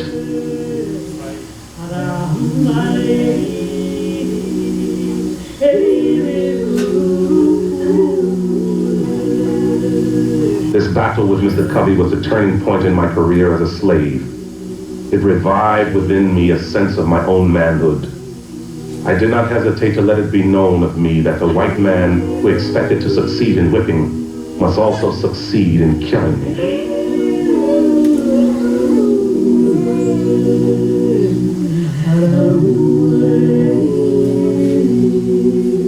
Covey never reported the incident, probably to protect his own reputation as a Negro breaker. At year's end, the teenager was hired out to another farm, where he organized 20 or 30 young men into a secret school. Using the same speller and Columbian orator he had carried from Baltimore, he began the dangerous and illegal work of teaching other slaves to read and to plan for escape. Douglas is living parallel with Nat Turner. In many ways, he is a marked man because he's living now in a South that has been highly sensitized to the charismatic leader, to the preacher of the word, to the teacher who takes the biblical word and transforms it into something that the slave-owning community never intended. In the secrecy of the woods, Frederick and 5 other slaves met every Sunday. There they planned an escape across the Chesapeake, but were betrayed and thrown into jail. Townspeople called for the teenager to be hanged and burned, or like Nat Turner, skinned and displayed. It was Frederick who could read and write. Frederick who had written the passes. The pressure to get rid of him fell on his owner, Thomas Auld. His wife was after him to sell him south. His father-in-law was after him to, get a dangerous slave out of here and sell him away into the deep south. And Thomas Auld doesn't do it. He sends him to Baltimore. Frederick again felt some power had interceded in his life. Instead of death or the cruel life of a Mississippi field hand, he was hired out to work in a shipyard. but his mind was still fixed on freedom. To plan an escape, one had to be extremely careful, and one needed a lot of good friends. One needed to be cunning, crafty, careful. One needed good disguises. Mostly one needed a great deal of courage. No man can tell the intense agony which is felt by the slave when wavering on the point of making his escape. All that he has is at stake, and even that which he has not is at stake also. The life which he has may be lost, and the liberty which he seeks may not be gained. You got a right to the tree of life. You got a right, you got a right. In Baltimore, Frederick met Anna Murray, a free black woman from the eastern shore of Maryland who worked as a housekeeper and used her savings to help with his escape. You got a right to the tree of life. Working closely with a secret society that aided fugitive slaves, Frederick devised a careful plan. He would disguise himself as a sailor, using travel papers borrowed from a free seaman.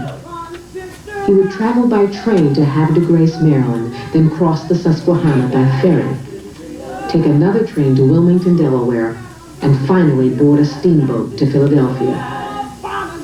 But you got a right. You got a right to the tree of life. On September 3rd, 1838, Frederick Bailey, carrying his copy of the Columbian Orator, crossed into freedom. Once he was free, Frederick and Anna were married. You got a right to the tree of life.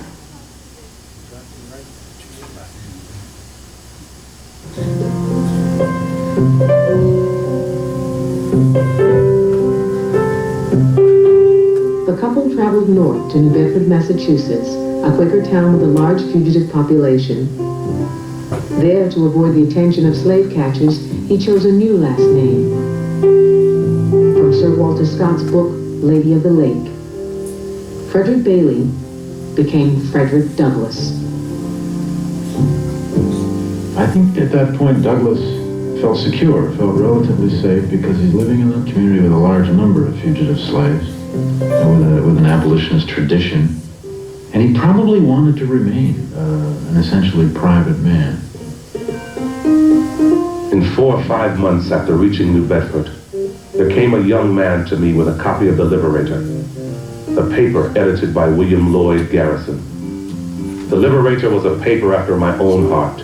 It detested slavery, it preached human brotherhood, denounced oppression, and demanded the complete emancipation of my race.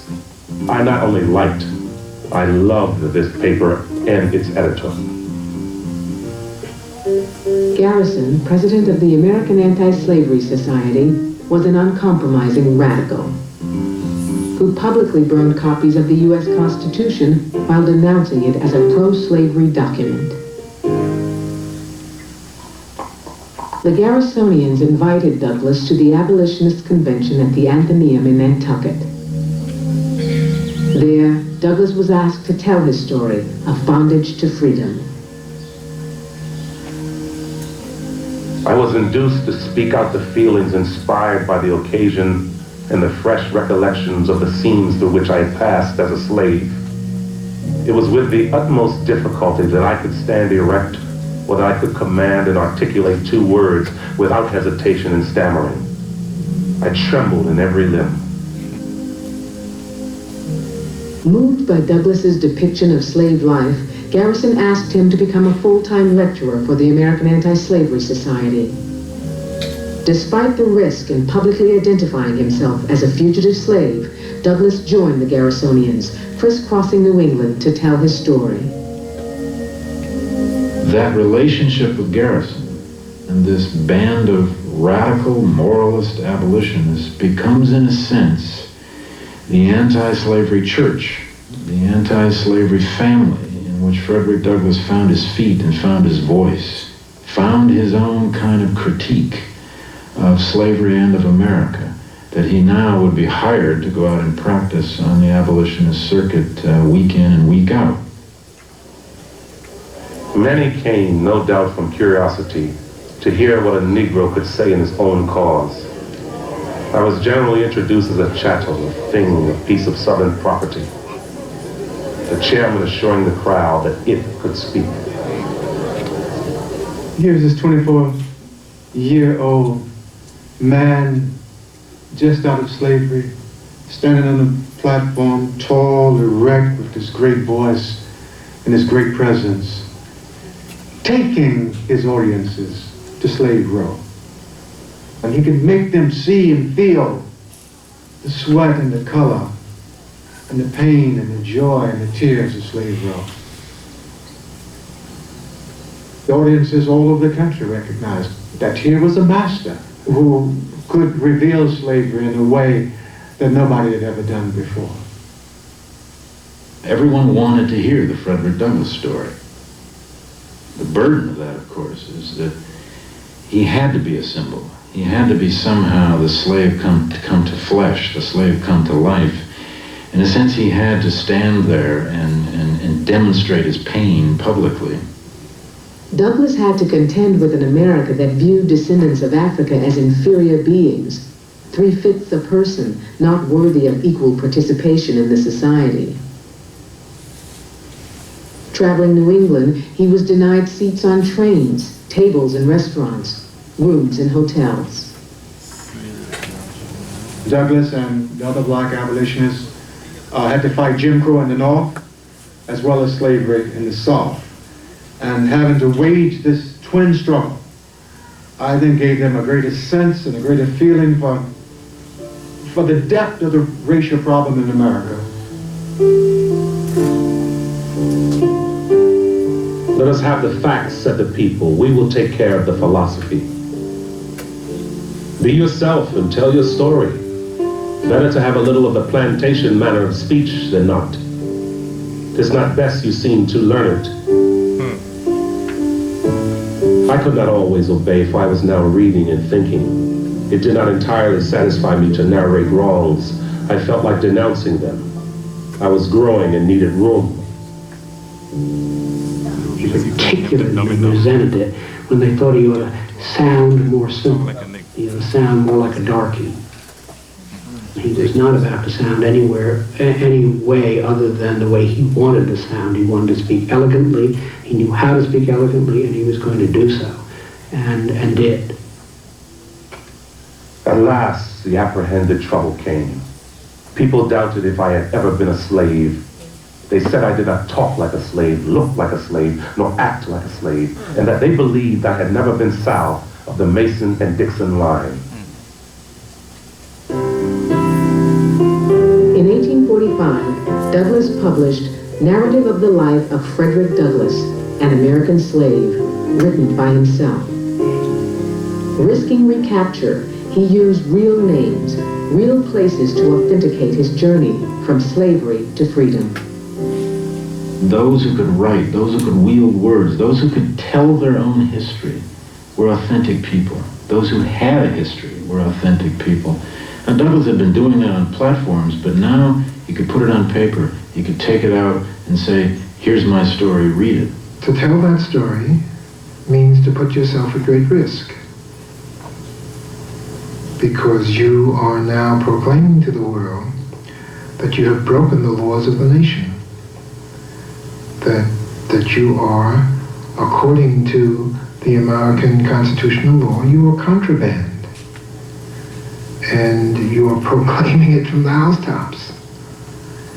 And you are therefore in danger. The Anti-Slavery Society, concerned for Douglass's safety and interested in capitalizing on his popularity, arranged for a speaking tour overseas. Douglass sailed for Britain in August 1845. Remaining behind in Lynn, Massachusetts, were his 4 children and his wife, Anna.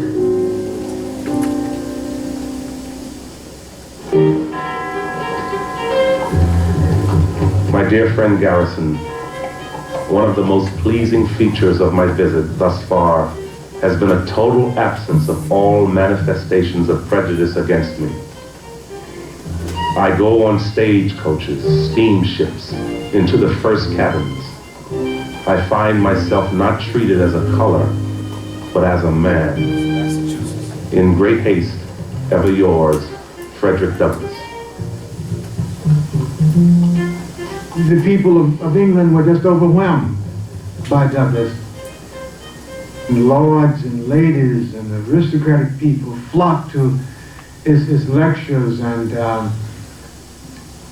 tried to get close to him and to talk to him because they were just tremendously impressed by what he was. Before British audiences, Douglass waged war on American hypocrisy, condemning America's founding fathers and institutions for supporting slavery. As news of his speeches reached the United States, the American press condemned him, calling him a paid extremist. I am aware that the wisdom of exposing the sins of one nation in the ear of another has been seriously questioned by good and clear-sighted people. However, the system of slavery is such a giant sin, so destructive to the moral sense, that I feel not only at liberty but abundantly justified in appealing to the whole world to aid in its removal. He was not a voice, he was not a presence that any particular reform movement could easily control. And I think it was in England that he found this new independence, and it's indeed his British friends who actually buy his freedom for him, his legal freedom. And that, I think, is where this quest for an independent public career probably began.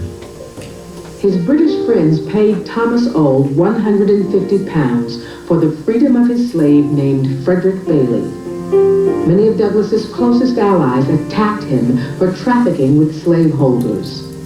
But he responded by saying that his freedom was worth more than the price paid.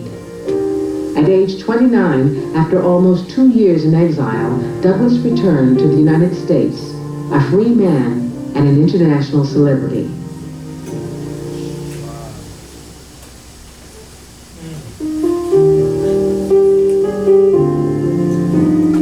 Douglass had made a home for her family in Lynn, Massachusetts for 6 years. But soon after her husband's return from Europe, he announced his intention to move to Rochester, New York, and start a newspaper. It must have been extremely difficult for Anna Marie as a wife and as a mother.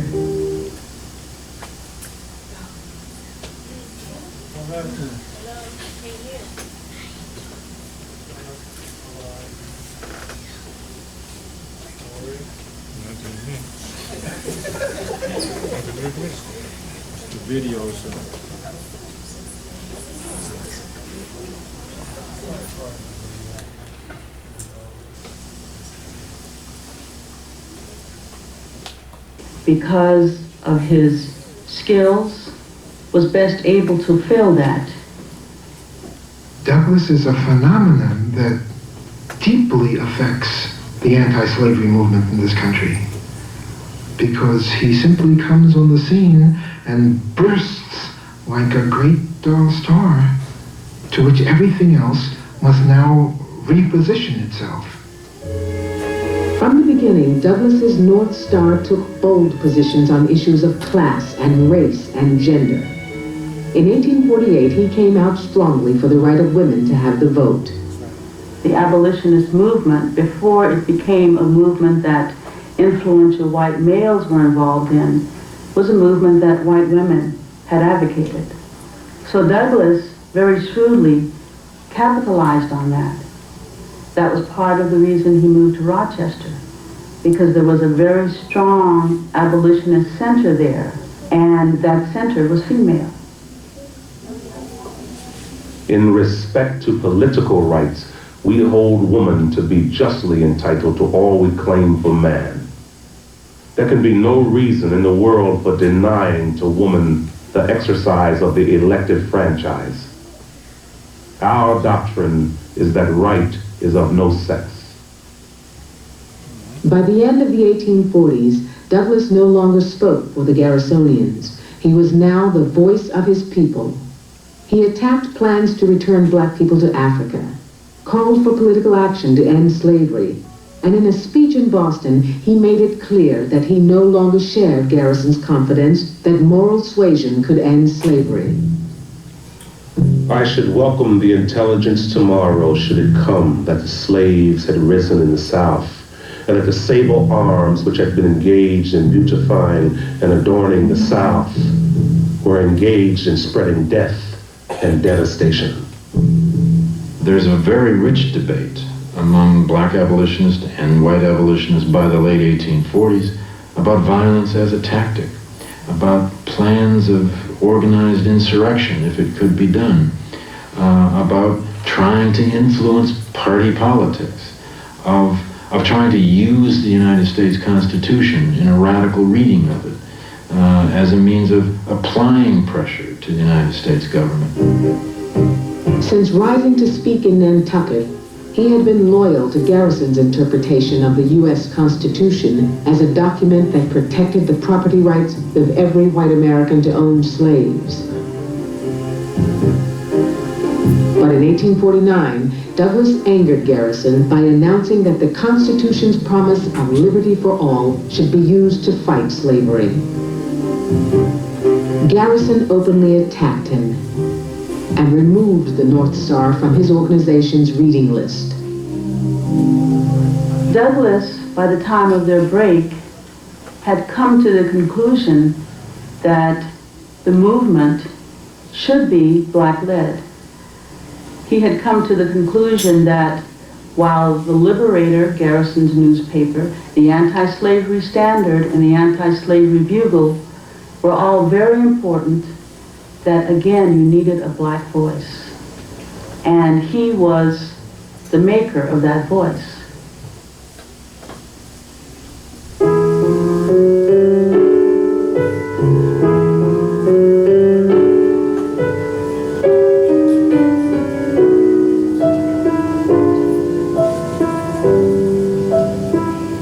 In 1850, Northern and Southern congressmen debated whether the new Western territories would be slave states or free.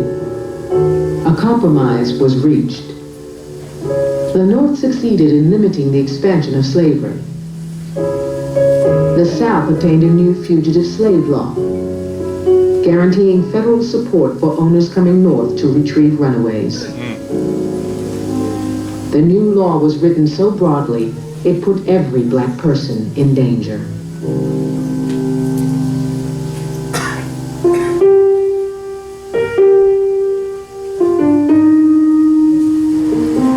The African American community of the North is in turmoil. And it does literally mean husbands being dragged away from their families. Mothers being taken away from their children. Whole families being sent south. Douglass now joins a wave of change among abolitionists because now resistance to slavery becomes self-defense. The use of violence becomes the protection of a fugitive slave escaping through your town.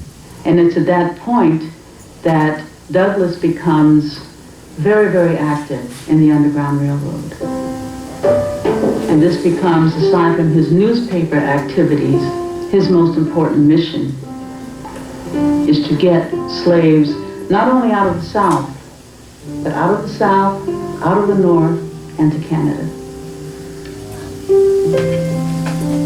In the first 3 months after passage of the Fugitive Slave Law, thousands of black men, women, and children from northern states crossed into Canada.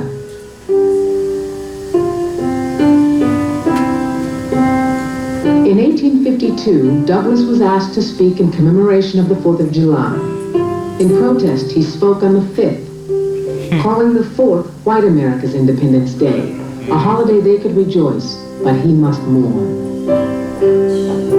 America is false to the past, false to the present, and solemnly binds itself to be false to the future. Go where you may, search where you will, roam all the monarchies and despotisms of the old world, travel through South America, search out every abuse, and when you have found the last, lay your facts by the side of the everyday practices of this nation, and you will say with me that for revolting barbarity and shameless hypocrisy, America reigns without a rival. Those persons who are descendants of Africans who were imported into this country and sold as slaves were not intended to be included under the word citizen in the Constitution, and can therefore claim none of the rights and privileges which that instrument allows. In 1857, U.S. Supreme Court Chief Justice Roger B. Taney declared in the Dred Scott case that a black man had no rights in an American court of law, and no right which the white man was bound to respect. He also decided that the U.S. Congress could not restrict the expansion of slavery.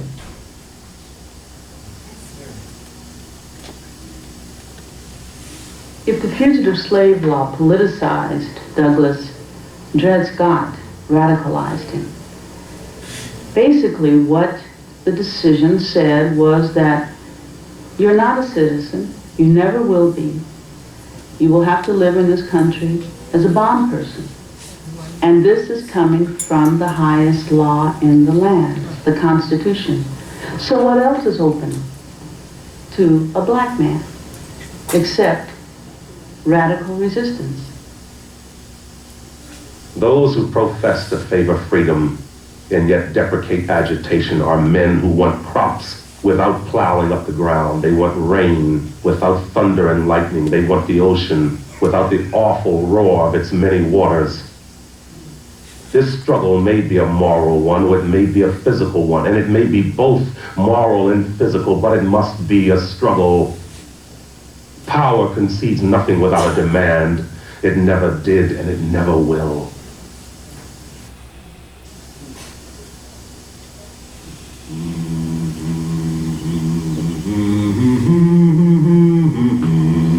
In 1859, Frederick Douglass journeyed to a secret meeting place in Pennsylvania, near the Virginia border, to talk with his friend John Brown, a 59-year-old zealot consumed by the idea of destroying slavery. Brown told Douglass of a plan to attack the federal arsenal at Harper's Ferry, a small town west of Washington, D.C., and to use the captured weapons to arm freed slaves and make war on slaveholders. John Brown tried to persuade him to come with him, and Douglass arguing against the plan, saying in effect that it was impractical and that it was strategically unwise. There was evidently something of futility in what John Brown was doing. There was something that told Douglass, this is not going to win. This is not the way. On October 16, Brown led 13 white and 5 black volunteers into Harper's Ferry and seized control of the arsenal. After 36 hours of fighting, U.S. Marines under the command of Colonel Robert E. Lee stormed the building, capturing Brown and a handful of survivors. Brown was quickly tried and convicted of murder, treason, and conspiring with slaves to rebel. On the second day of December, 1859, John Brown was hanged.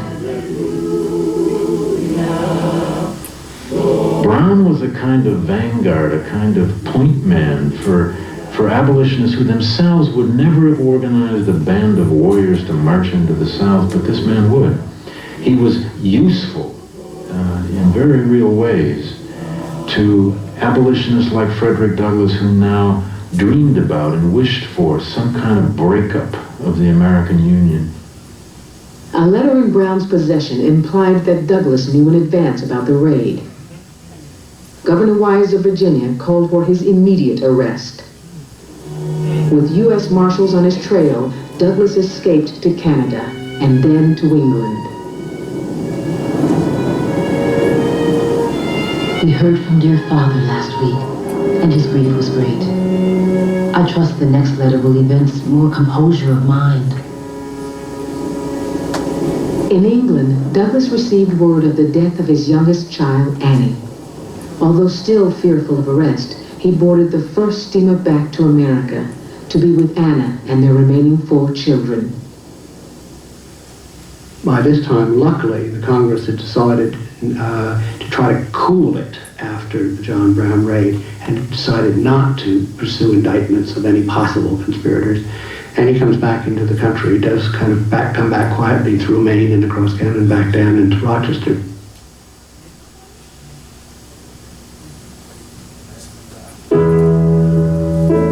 November 1860. Abraham Lincoln, campaigning on the slogan, "No More Slave States," was elected president. In South Carolina, the Charleston Mercury announced, "The Revolution of 1860 has been initiated."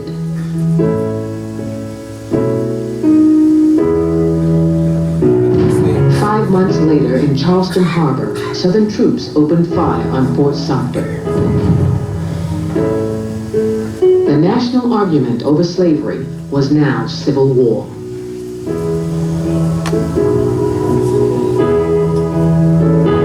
The fate of the greatest of all modern republics trembles in the balance. The lesson of the hour is written down in the characters of blood and fire. We are taught, as with the emphasis of an earthquake, that nations not less than individuals are subjects of the moral government of the universe, and that persistent transgressions of the laws of this divine government will certainly bring national sorrow, shame, suffering, and death. Of all the nations of the world, we seem most in need of this solemn lesson. War is a horrifying, dirty, nasty, terrible thing, but one has to be clear on this. Douglass welcomed the Civil War.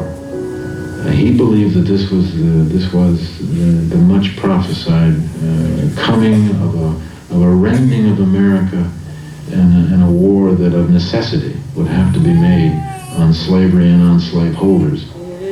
In editorials, in speeches, in letters, Douglass repeated that the Negro is the key of the situation, the pivot upon which the whole rebellion turns.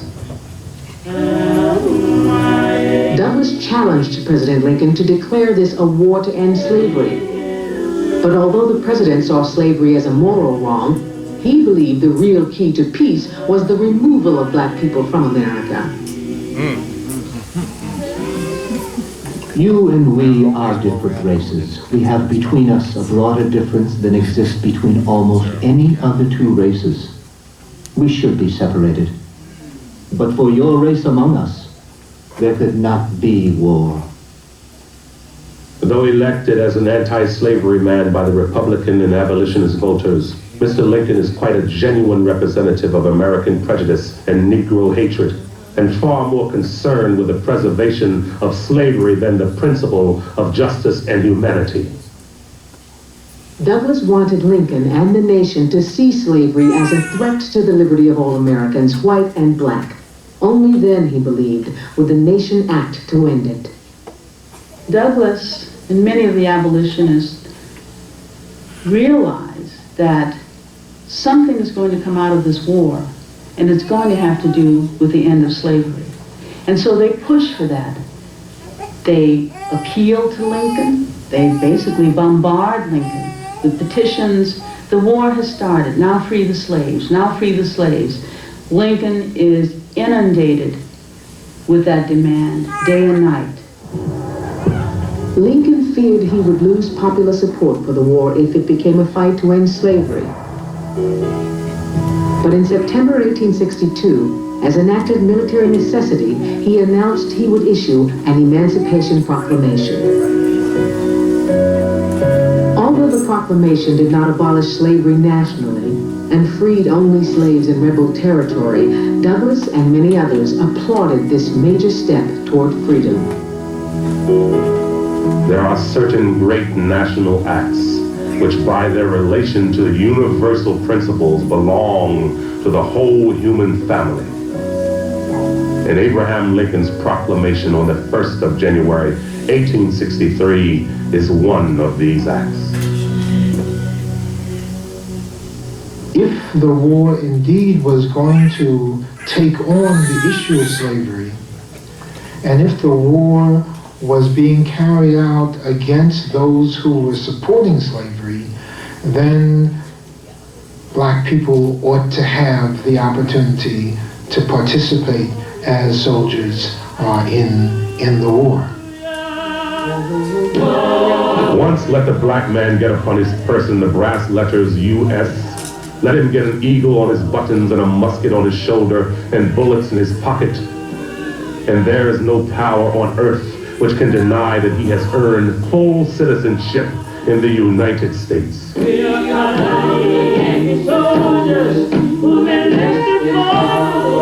the proclamation, Lincoln declared that such persons of suitable condition will be received into the armed service of the United States. Lincoln needed recruits to save the Union. Douglass needed black men to win their own freedom. Look there upon the center, where the flag is waving bright. We are going out slavery. The 54th Massachusetts, the organization of this regiment, for which Douglass recruited some 100 members, came the living reality of emancipation.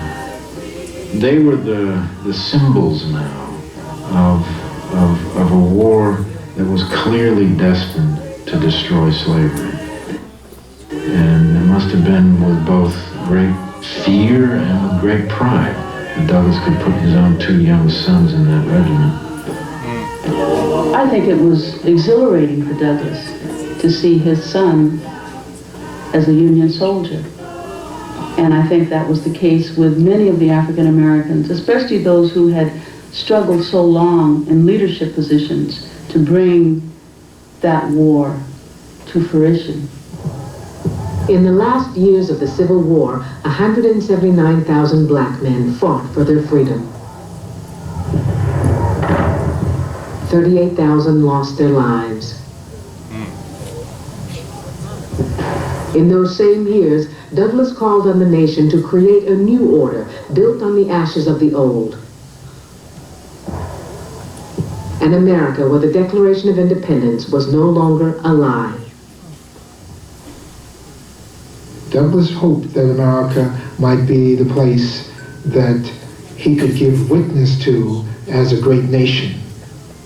He saw its possibilities, he saw its potentials, and he was willing to struggle for the nation to become a great nation with black people making powerful contributions to the building of that kind of nation. On January 31st, 1865, with the war's end in sight, the U.S. Congress passed the 13th Amendment abolishing slavery in all of the United States. Douglass, at 47 years old, had witnessed his people's journey from bondage to freedom. As the nation recovered from its most costly war, he again seized the moment to deliver a lesson for the hour. The hour is one of hope as well as danger. But whatever comes to pass, one thing is clear. The necessities of both sections of the country and every suggestion of enlightened policy demand the enfranchisement of the entire colored population of the country. I end where I began. No war but an abolition war. No peace but an abolition peace. Frederick Douglass, when the Lion wrote history, will return in a moment. Funding for this program has been provided by the National Endowment for the Humanities.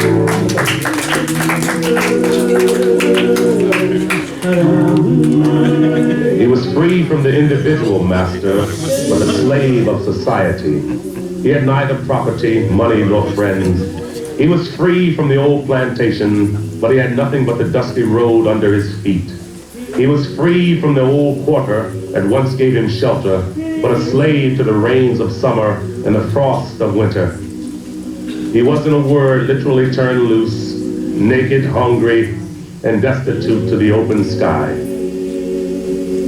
At the end of the Civil War, Frederick Douglass saw 4 million slaves liberated from bondage and now hoped for full citizenship for all black people.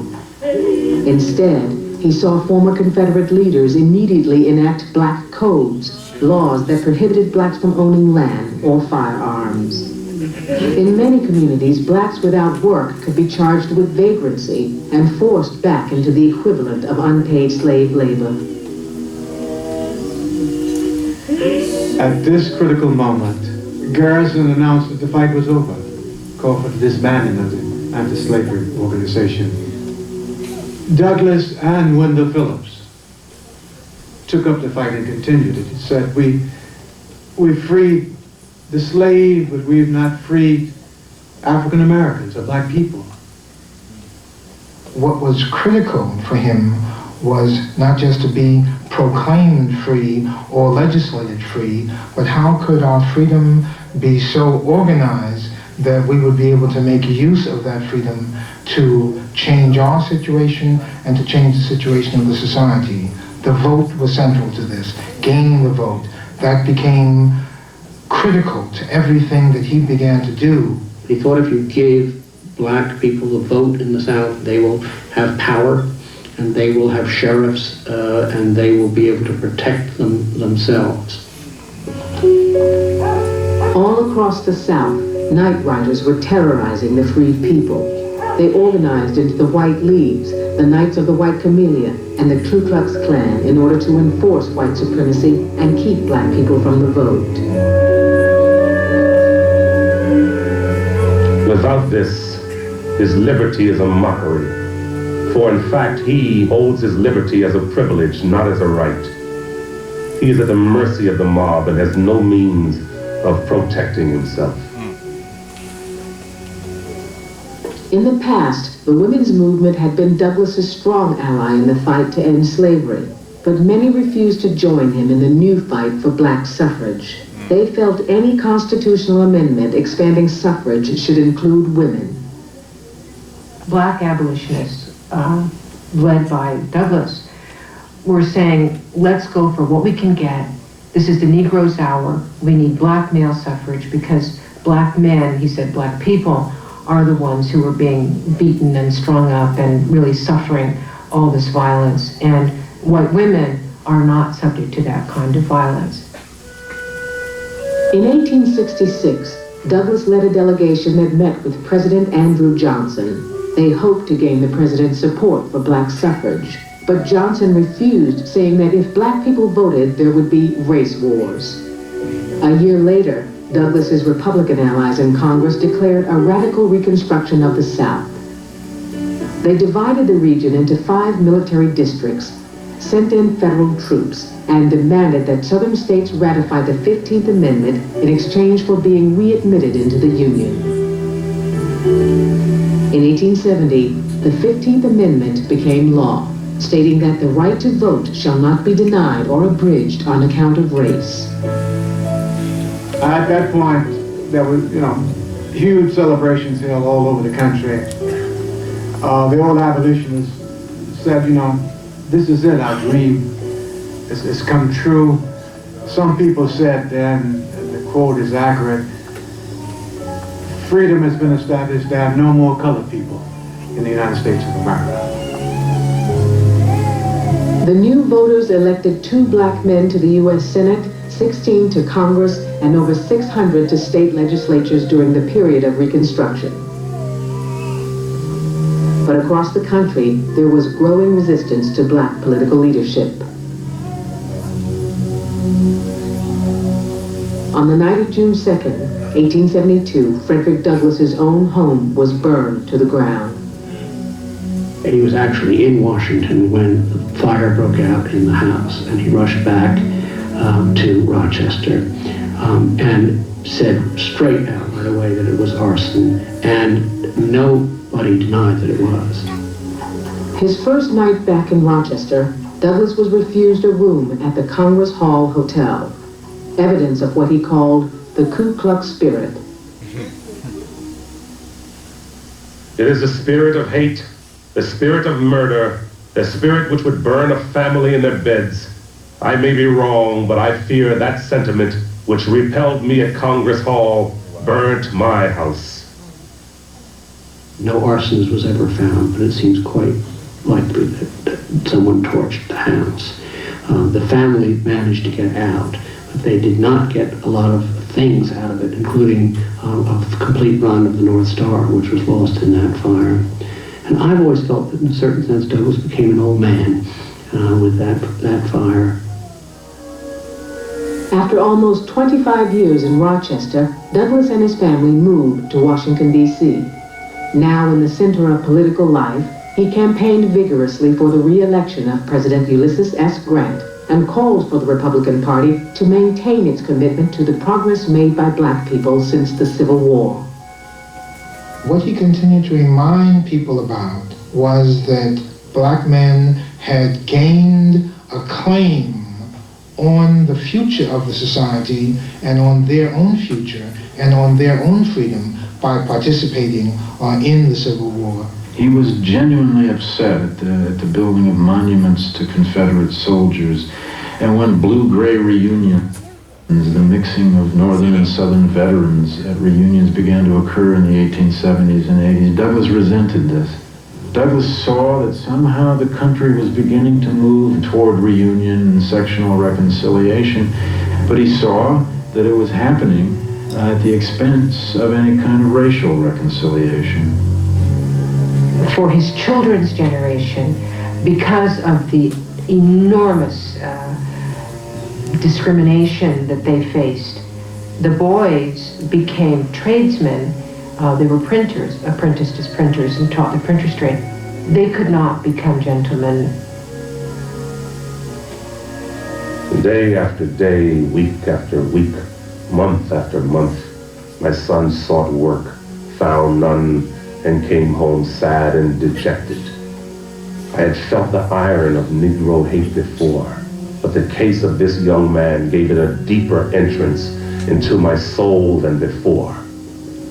Here was my son, who had learned his trade in my office, a young man of good character, and yet unable to find work at his trade because of his color and race. Douglass delivered the keynote speech at the unveiling of the Freedmen's Monument in the spring of 1876. With President Grant and members of Congress and the Supreme Court in attendance, Douglass paid tribute to Lincoln. But at the same time, he reminded his audience that preserving the Union had meant more to Abraham Lincoln than the freedom of slaves. Viewed from the genuine abolition ground, Mr. Lincoln seemed tardy, cold, dull, and indifferent. But measuring him by the sentiment of his country, a sentiment he was bound as a statesman to consult, he was swift, zealous, radical, and determined. Knowing this, I concede to you, my white fellow citizens, a preeminence in this worship at once full and supreme. First, midst, and last, you were the objects of his deepest affection and his most earnest solicitude. You are the children of Abraham Lincoln. We are at best only his stepchildren, children by adoption, children by forces of circumstances and necessity. Douglass said that Lincoln was neither our man nor our model, that he was entirely devoted to the interests of white people. He was entirely the white man's president, and that we needed another model, another image to sustain us in our attempt to transform America, to transform the foundations of America's institutions, and to create not an old union, but a new union of blacks and whites and free people of all colors and conditions.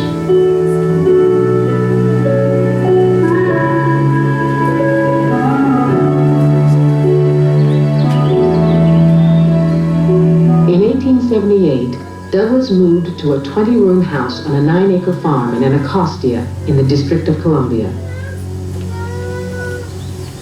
He adorned the walls with pictures of his family and abolitionist friends, and in the parlor met with leading politicians and activists of the day. In his years on the lecture circuit, Douglass had traveled the country speaking on the theme of the self-made man.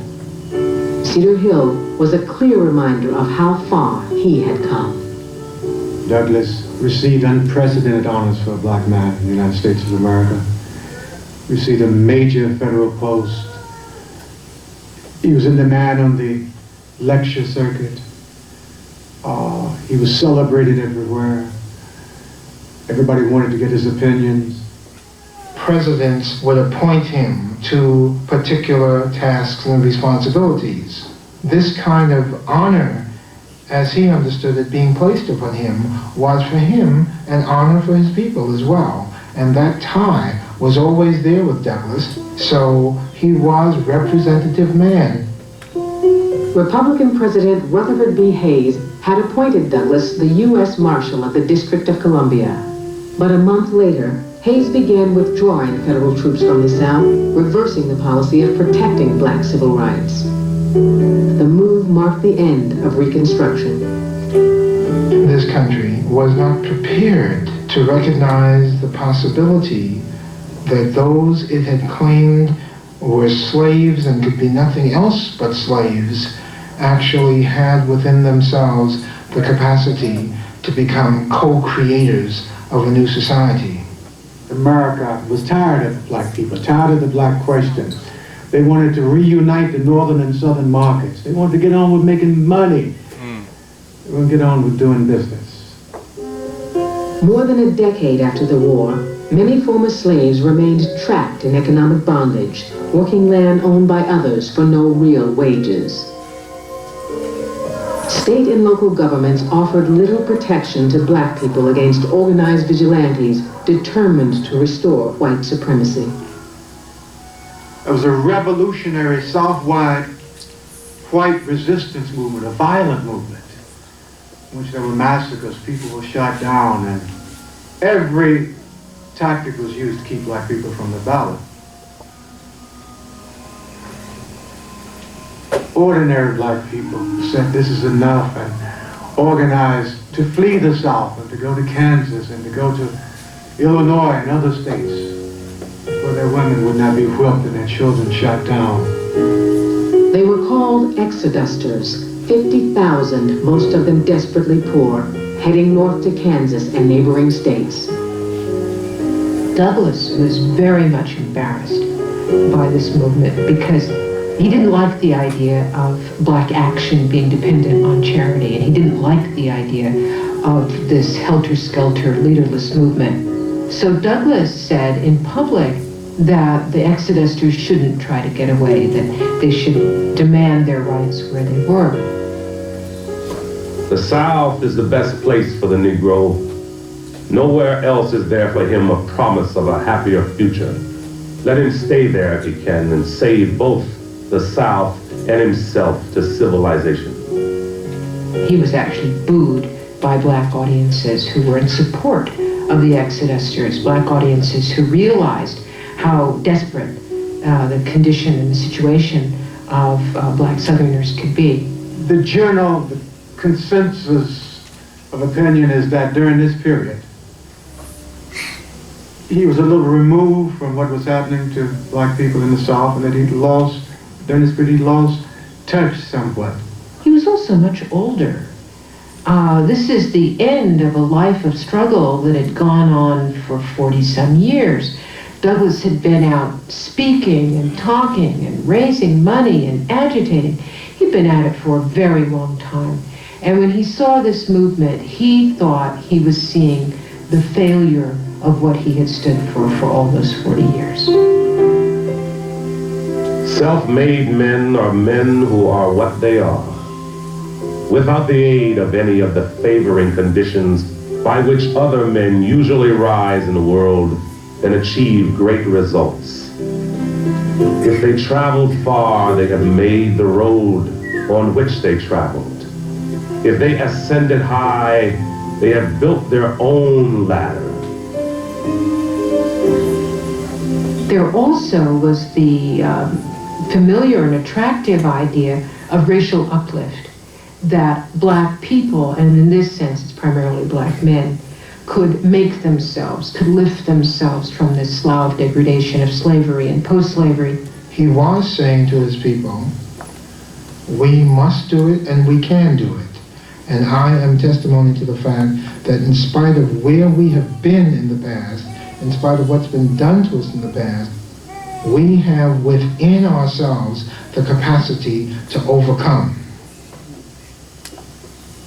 Now known as the Sage of Anacostia, in his early 60s, Douglass sat down to write his life story for the third time, reminding the nation that slavery and its legacy was an indelible part of the American experience.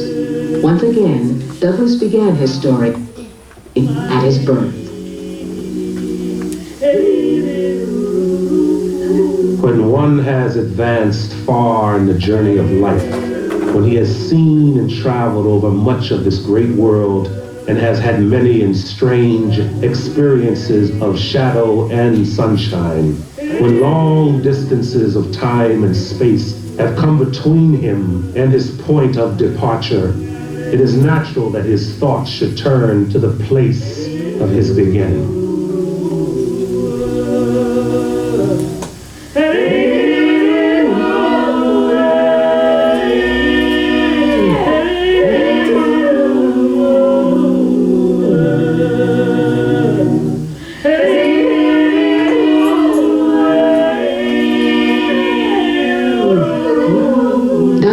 His wife while he was still a slave, and now Anna was suffering with illness. Douglass had continuing tension in his family, and yet he continued to struggle. His wife died, who stood by him all these years of his resistance and liberation and struggle. It had to be a tremendous blow. Well, Douglass is crushed by the death of Anna. And that left him prostrate. And he said so. He wrote about it. And he was in a state in which he didn't quite know which way to turn. He was lost. He was a man who all of his adult life had had this woman to depend on. When death comes into one's home, a home of 4 and 40 years, it brings with it a lesson of thought, silence, humility, and resignation. Mother was the post in the center of my house and held us together. After a period of mourning, in 1884, Douglass married Helen Pitts. She was a Mount Holyoke Seminary graduate and a women's rights activist. She was 20 years his junior, and she was white. It was enormously controversial in that there was this revival of white supremacy, and indeed a kind of scientific racism by the 1880s. This is the most famous black man in America who marries a white woman in America who is now becoming increasingly Jim Crow. That caused an uproar, and a number of people criticized him for it, and caused some internal problems in his family. Rosetta was bitterly resentful of her father doing this, and she was also troubled that her stepmother was a white woman. And there was a great hue and cry about this from both black and white segments of the American public. You will be glad to know that my marriage has not diminished the number of invitations I used to receive for lectures and speeches. There is one matter upon which I wish you as an old and dear friend to be entirely satisfied, and that is that Helen and I are making life go very happily, and that neither of us has yet repented of our marriage. The couple traveled through Europe and North Africa. In 1889, Douglass was appointed the U.S. Minister to the Black Republic of Haiti. During his term, he was in conflict with U.S. policies in the region, and after 2 years, resigned.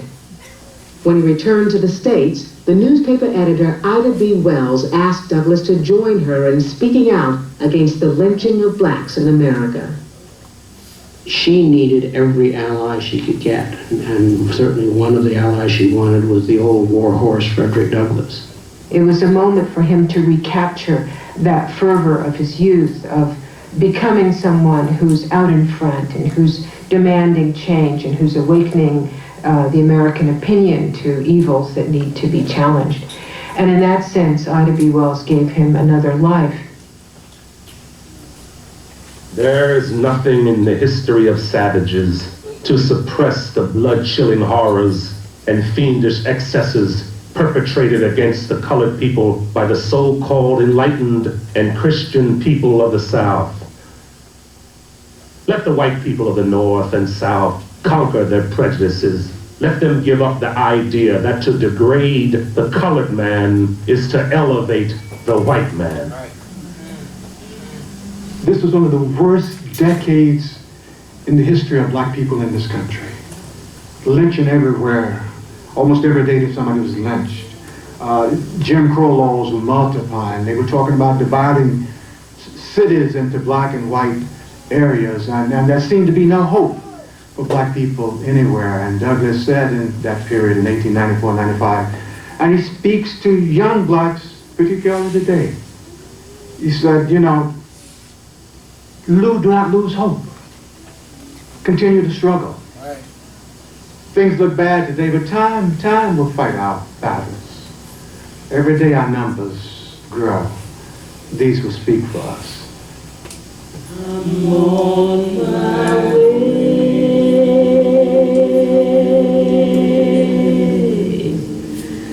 tomorrow. He died at Cedar Hill. Having been to a women's rights meeting that morning. He died having regained his voice. He died having said loudly and clearly that there was another wrong in this country that had to be righted.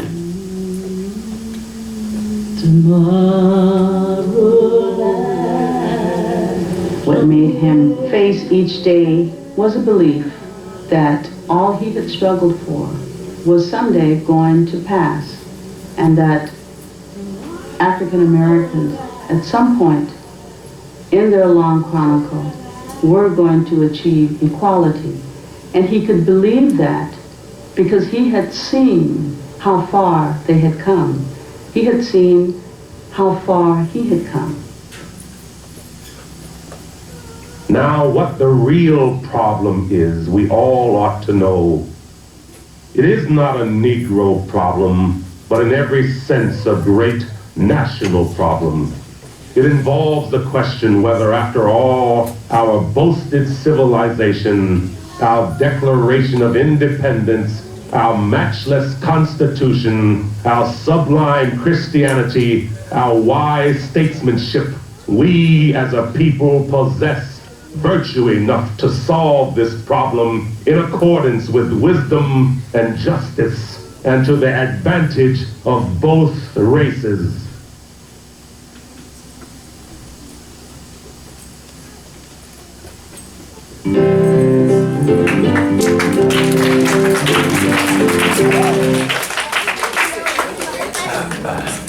Was that deep or what? Didn't expect that second marriage, did you? Uh-huh. Got you on that one.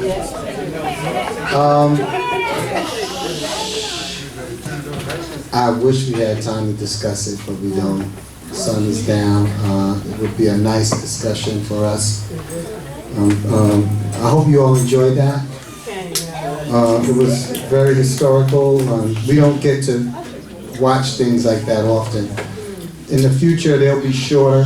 This one was pretty long, but I felt it was worth it for you all to get that history, because you're not going to get it like that very often.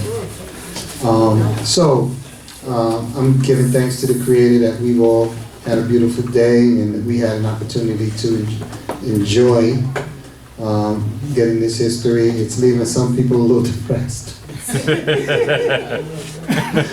But we're going to be all right. I hope you learned a lot, and we're going to continue with these every so often because the history needs to be told. And I'm very thankful that we have the internet where we can pull these off, and if you see anything, just Google Black History Month or Black History Movies, and if you see something that's in time constraint, just send it to me. Let me review it, and then we'll see if it's good for all audiences, which is what we have to make sure we do. Okay? We're going to end out, bring more Cohen up, so we can end out because we have a meeting this evening and we're already into the next day. So thank you for your time and attention, and may God bless you all. Have a blessed week. So we're gonna make this very quick. We're gonna have our meeting is gonna start almost immediately after we close out. Everybody take a little few minutes, refresh yourselves, and do what you need to do, and then we're going to come back for our community meeting. Toda Rabah. All right, come on, come in. All right.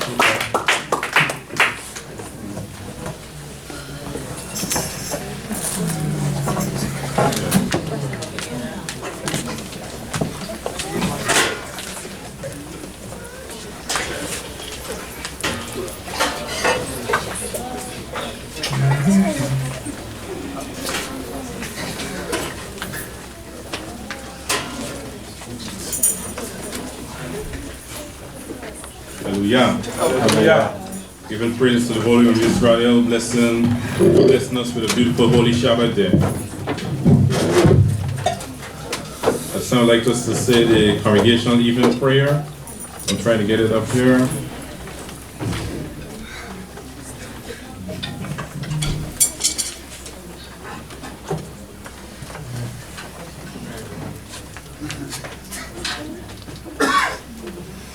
Hallelujah. Hallelujah. Sacrifices and meal offerings are not found in our hands. Father of mercy, yet thy law standeth firm. Accept the words of our lips and the murmurs of our hearts. Receive our prayers in mercy and in favor. Grant us joy and gladness. Comfort thy people. Jehovah answered thee in a day of trouble. The name of the power of Israel set thee upon high. Draw us not away, Yah, with the wicked, for our delight is in thy word. Let thy word heal us and cause us to prosper. Cause thy wisdom to blanket Israel. Let the visions of the righteous be our lot. Yea, even the dreams of thy redeemed, our good fortune. Draw us with the cords of love, and let our words be true. Into thy hand I commit my spirit. All praises unto thee, O Yah. We have thought of thy loving kindness. We rejoice in the house of Yah. Come behold the works of Yah and rejoice in the same. For he has rescued his people, Israel. He has called forth the dispersed of Yaakov. He caused his righteousness to stand where calamity was. But such is our power forever and ever. He will be our guide henceforth eternally. Sing his praises aloud. Hallelujah. Shema. Shema.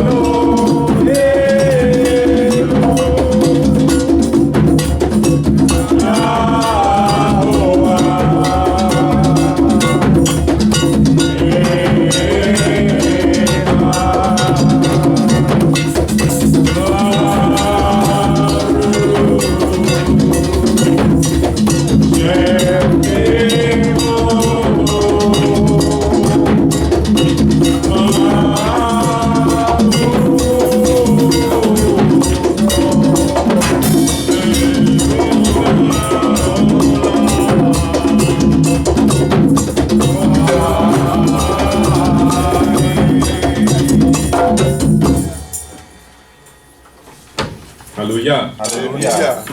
Aharachamim, Borea Aretz, Elohe Abotinu, Ata Elohe Abraham, Yitzchak, Israel. Yehovah Zevaot, Modim Rabim, Lacha, Bishvil Shabbat Azeh, Toda Ki Yakanu Labo, Livni Otka, Lehalel Shemka. Melech HaOlam Ta'aneh Tefilotenu B'vak Shel Kol Amcha Israel, Pino Ta'olam. Tamshik Yehovah Zevaot La'azor Otanu B'chaim Shalanu.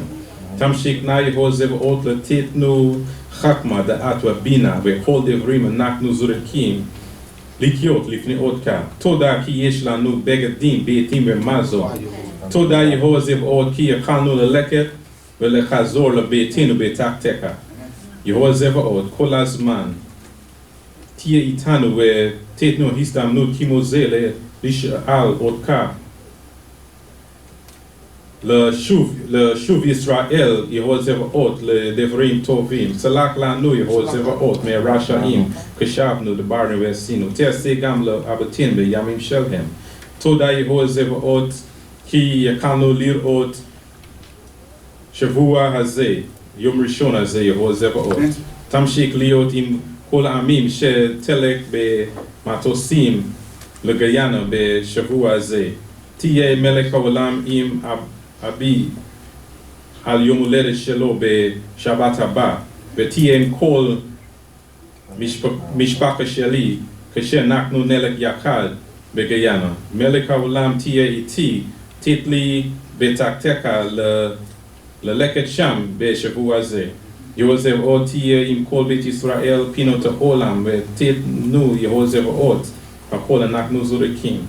We thank you, Yah, for the history we're able to view today. We thank you, Yah, that we have this information to help us to understand, to navigate in this return unto you. We ask you, Yah, to give us the desire to want to know what transpired before us so that we can know where we are today and where we need to go into the future.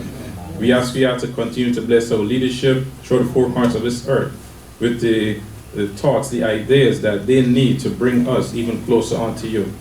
I ask you, Yah, to accept our prayers, our presence before you in this holy Shabbat day. Be with each and every one of us. Bless us individually as well as collectively as we strive to comply with your laws, your statutes, and your commandments. And forevermore, Yah, we're grateful for answering our prayers as we had persons that were in hospitals that are even healing today. We ask you to be with those that are fighting with severe illnesses, such as our sister Nasia, Yehozevaot, continue to heal her. We ask you to give her the support she needs, even in her family. We ask you to be with our elders, be with those that are feeling pains every day, and even ease the pains that they may experience. We ask you to be with those that are wrongfully incarcerated and give them their freedom, even soon as possible, so that they can rejoin us to give praise to your high and most majestic name. And forevermore, Yehozevaot, we give all honor, all praises and all glory unto your high and most majestic name. Kinaknu yotim Yehozevaot, in etzlaka, in shaweotka, rakata Elohim, in pod, wele olam wa'ed, and naknu nishtachawe, rak lifne otka. And we unite our voices, Yehozevaot, to say this prayer on behalf of Kol Beit Yisrael, as we say. Baruch Yehovah Babokwer, Baruch Yehovah Besoharaim, Baruch Yehovah Be'erev, Baruch Yehovah Belayla, Baruch Yehovah Yom Yom, Baruch Yehovah Tamid, Yehovah Eloheinu B'vakusha, L'sholach lanu l'kol devarim, ra'im she'asinu lefanecha Yom Yom, ve'liot imanu kol halayla hazeh, lema'an shemka Yehovah, Elohei Avraham, Yitzchak ve'Yisrael, Elohei Abotenu Eli, Lishmoa Bekolina, Im Tereseotka, Lema'an Shemka Yehovah. Nehaleliyah, Hallelujah, Nehaleliyah, Hallelujah, Nehaleliyah, Hallelujah, Yochai, Yochai, Yochai, Yochai, Yochai, Yochai. Sila. O Shema Yisrael, Yahuwah Eloheinu, Yahuwah Eloheinu, Yahuwah Eloheinu, O Shema Yisrael, Yahuwah Eloheinu, Eloheinu, Yahuwah Echad.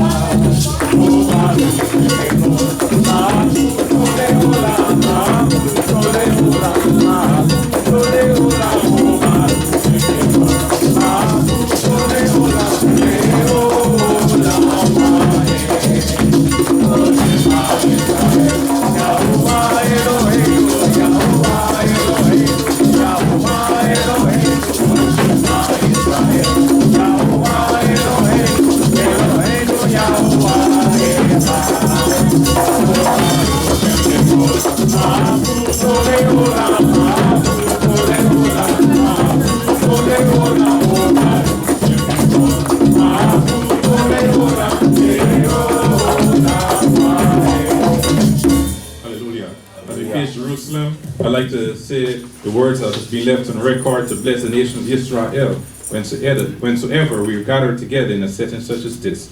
Remember, I have not the words to bless, but Yehozevaot alone, and may our actions be deserving of these words. Hallelujah. Hallelujah. Yevarecha Yehovah Yishmoreka. Ken Yirason. Ya'ir Yehovah Panayo Elecha Wikunecha. Ken Yirason. Yisa Yehovah Panayo Elecha Yasem Leka. Shalom. Ken Yirason. Hallelujah. Hallelujah.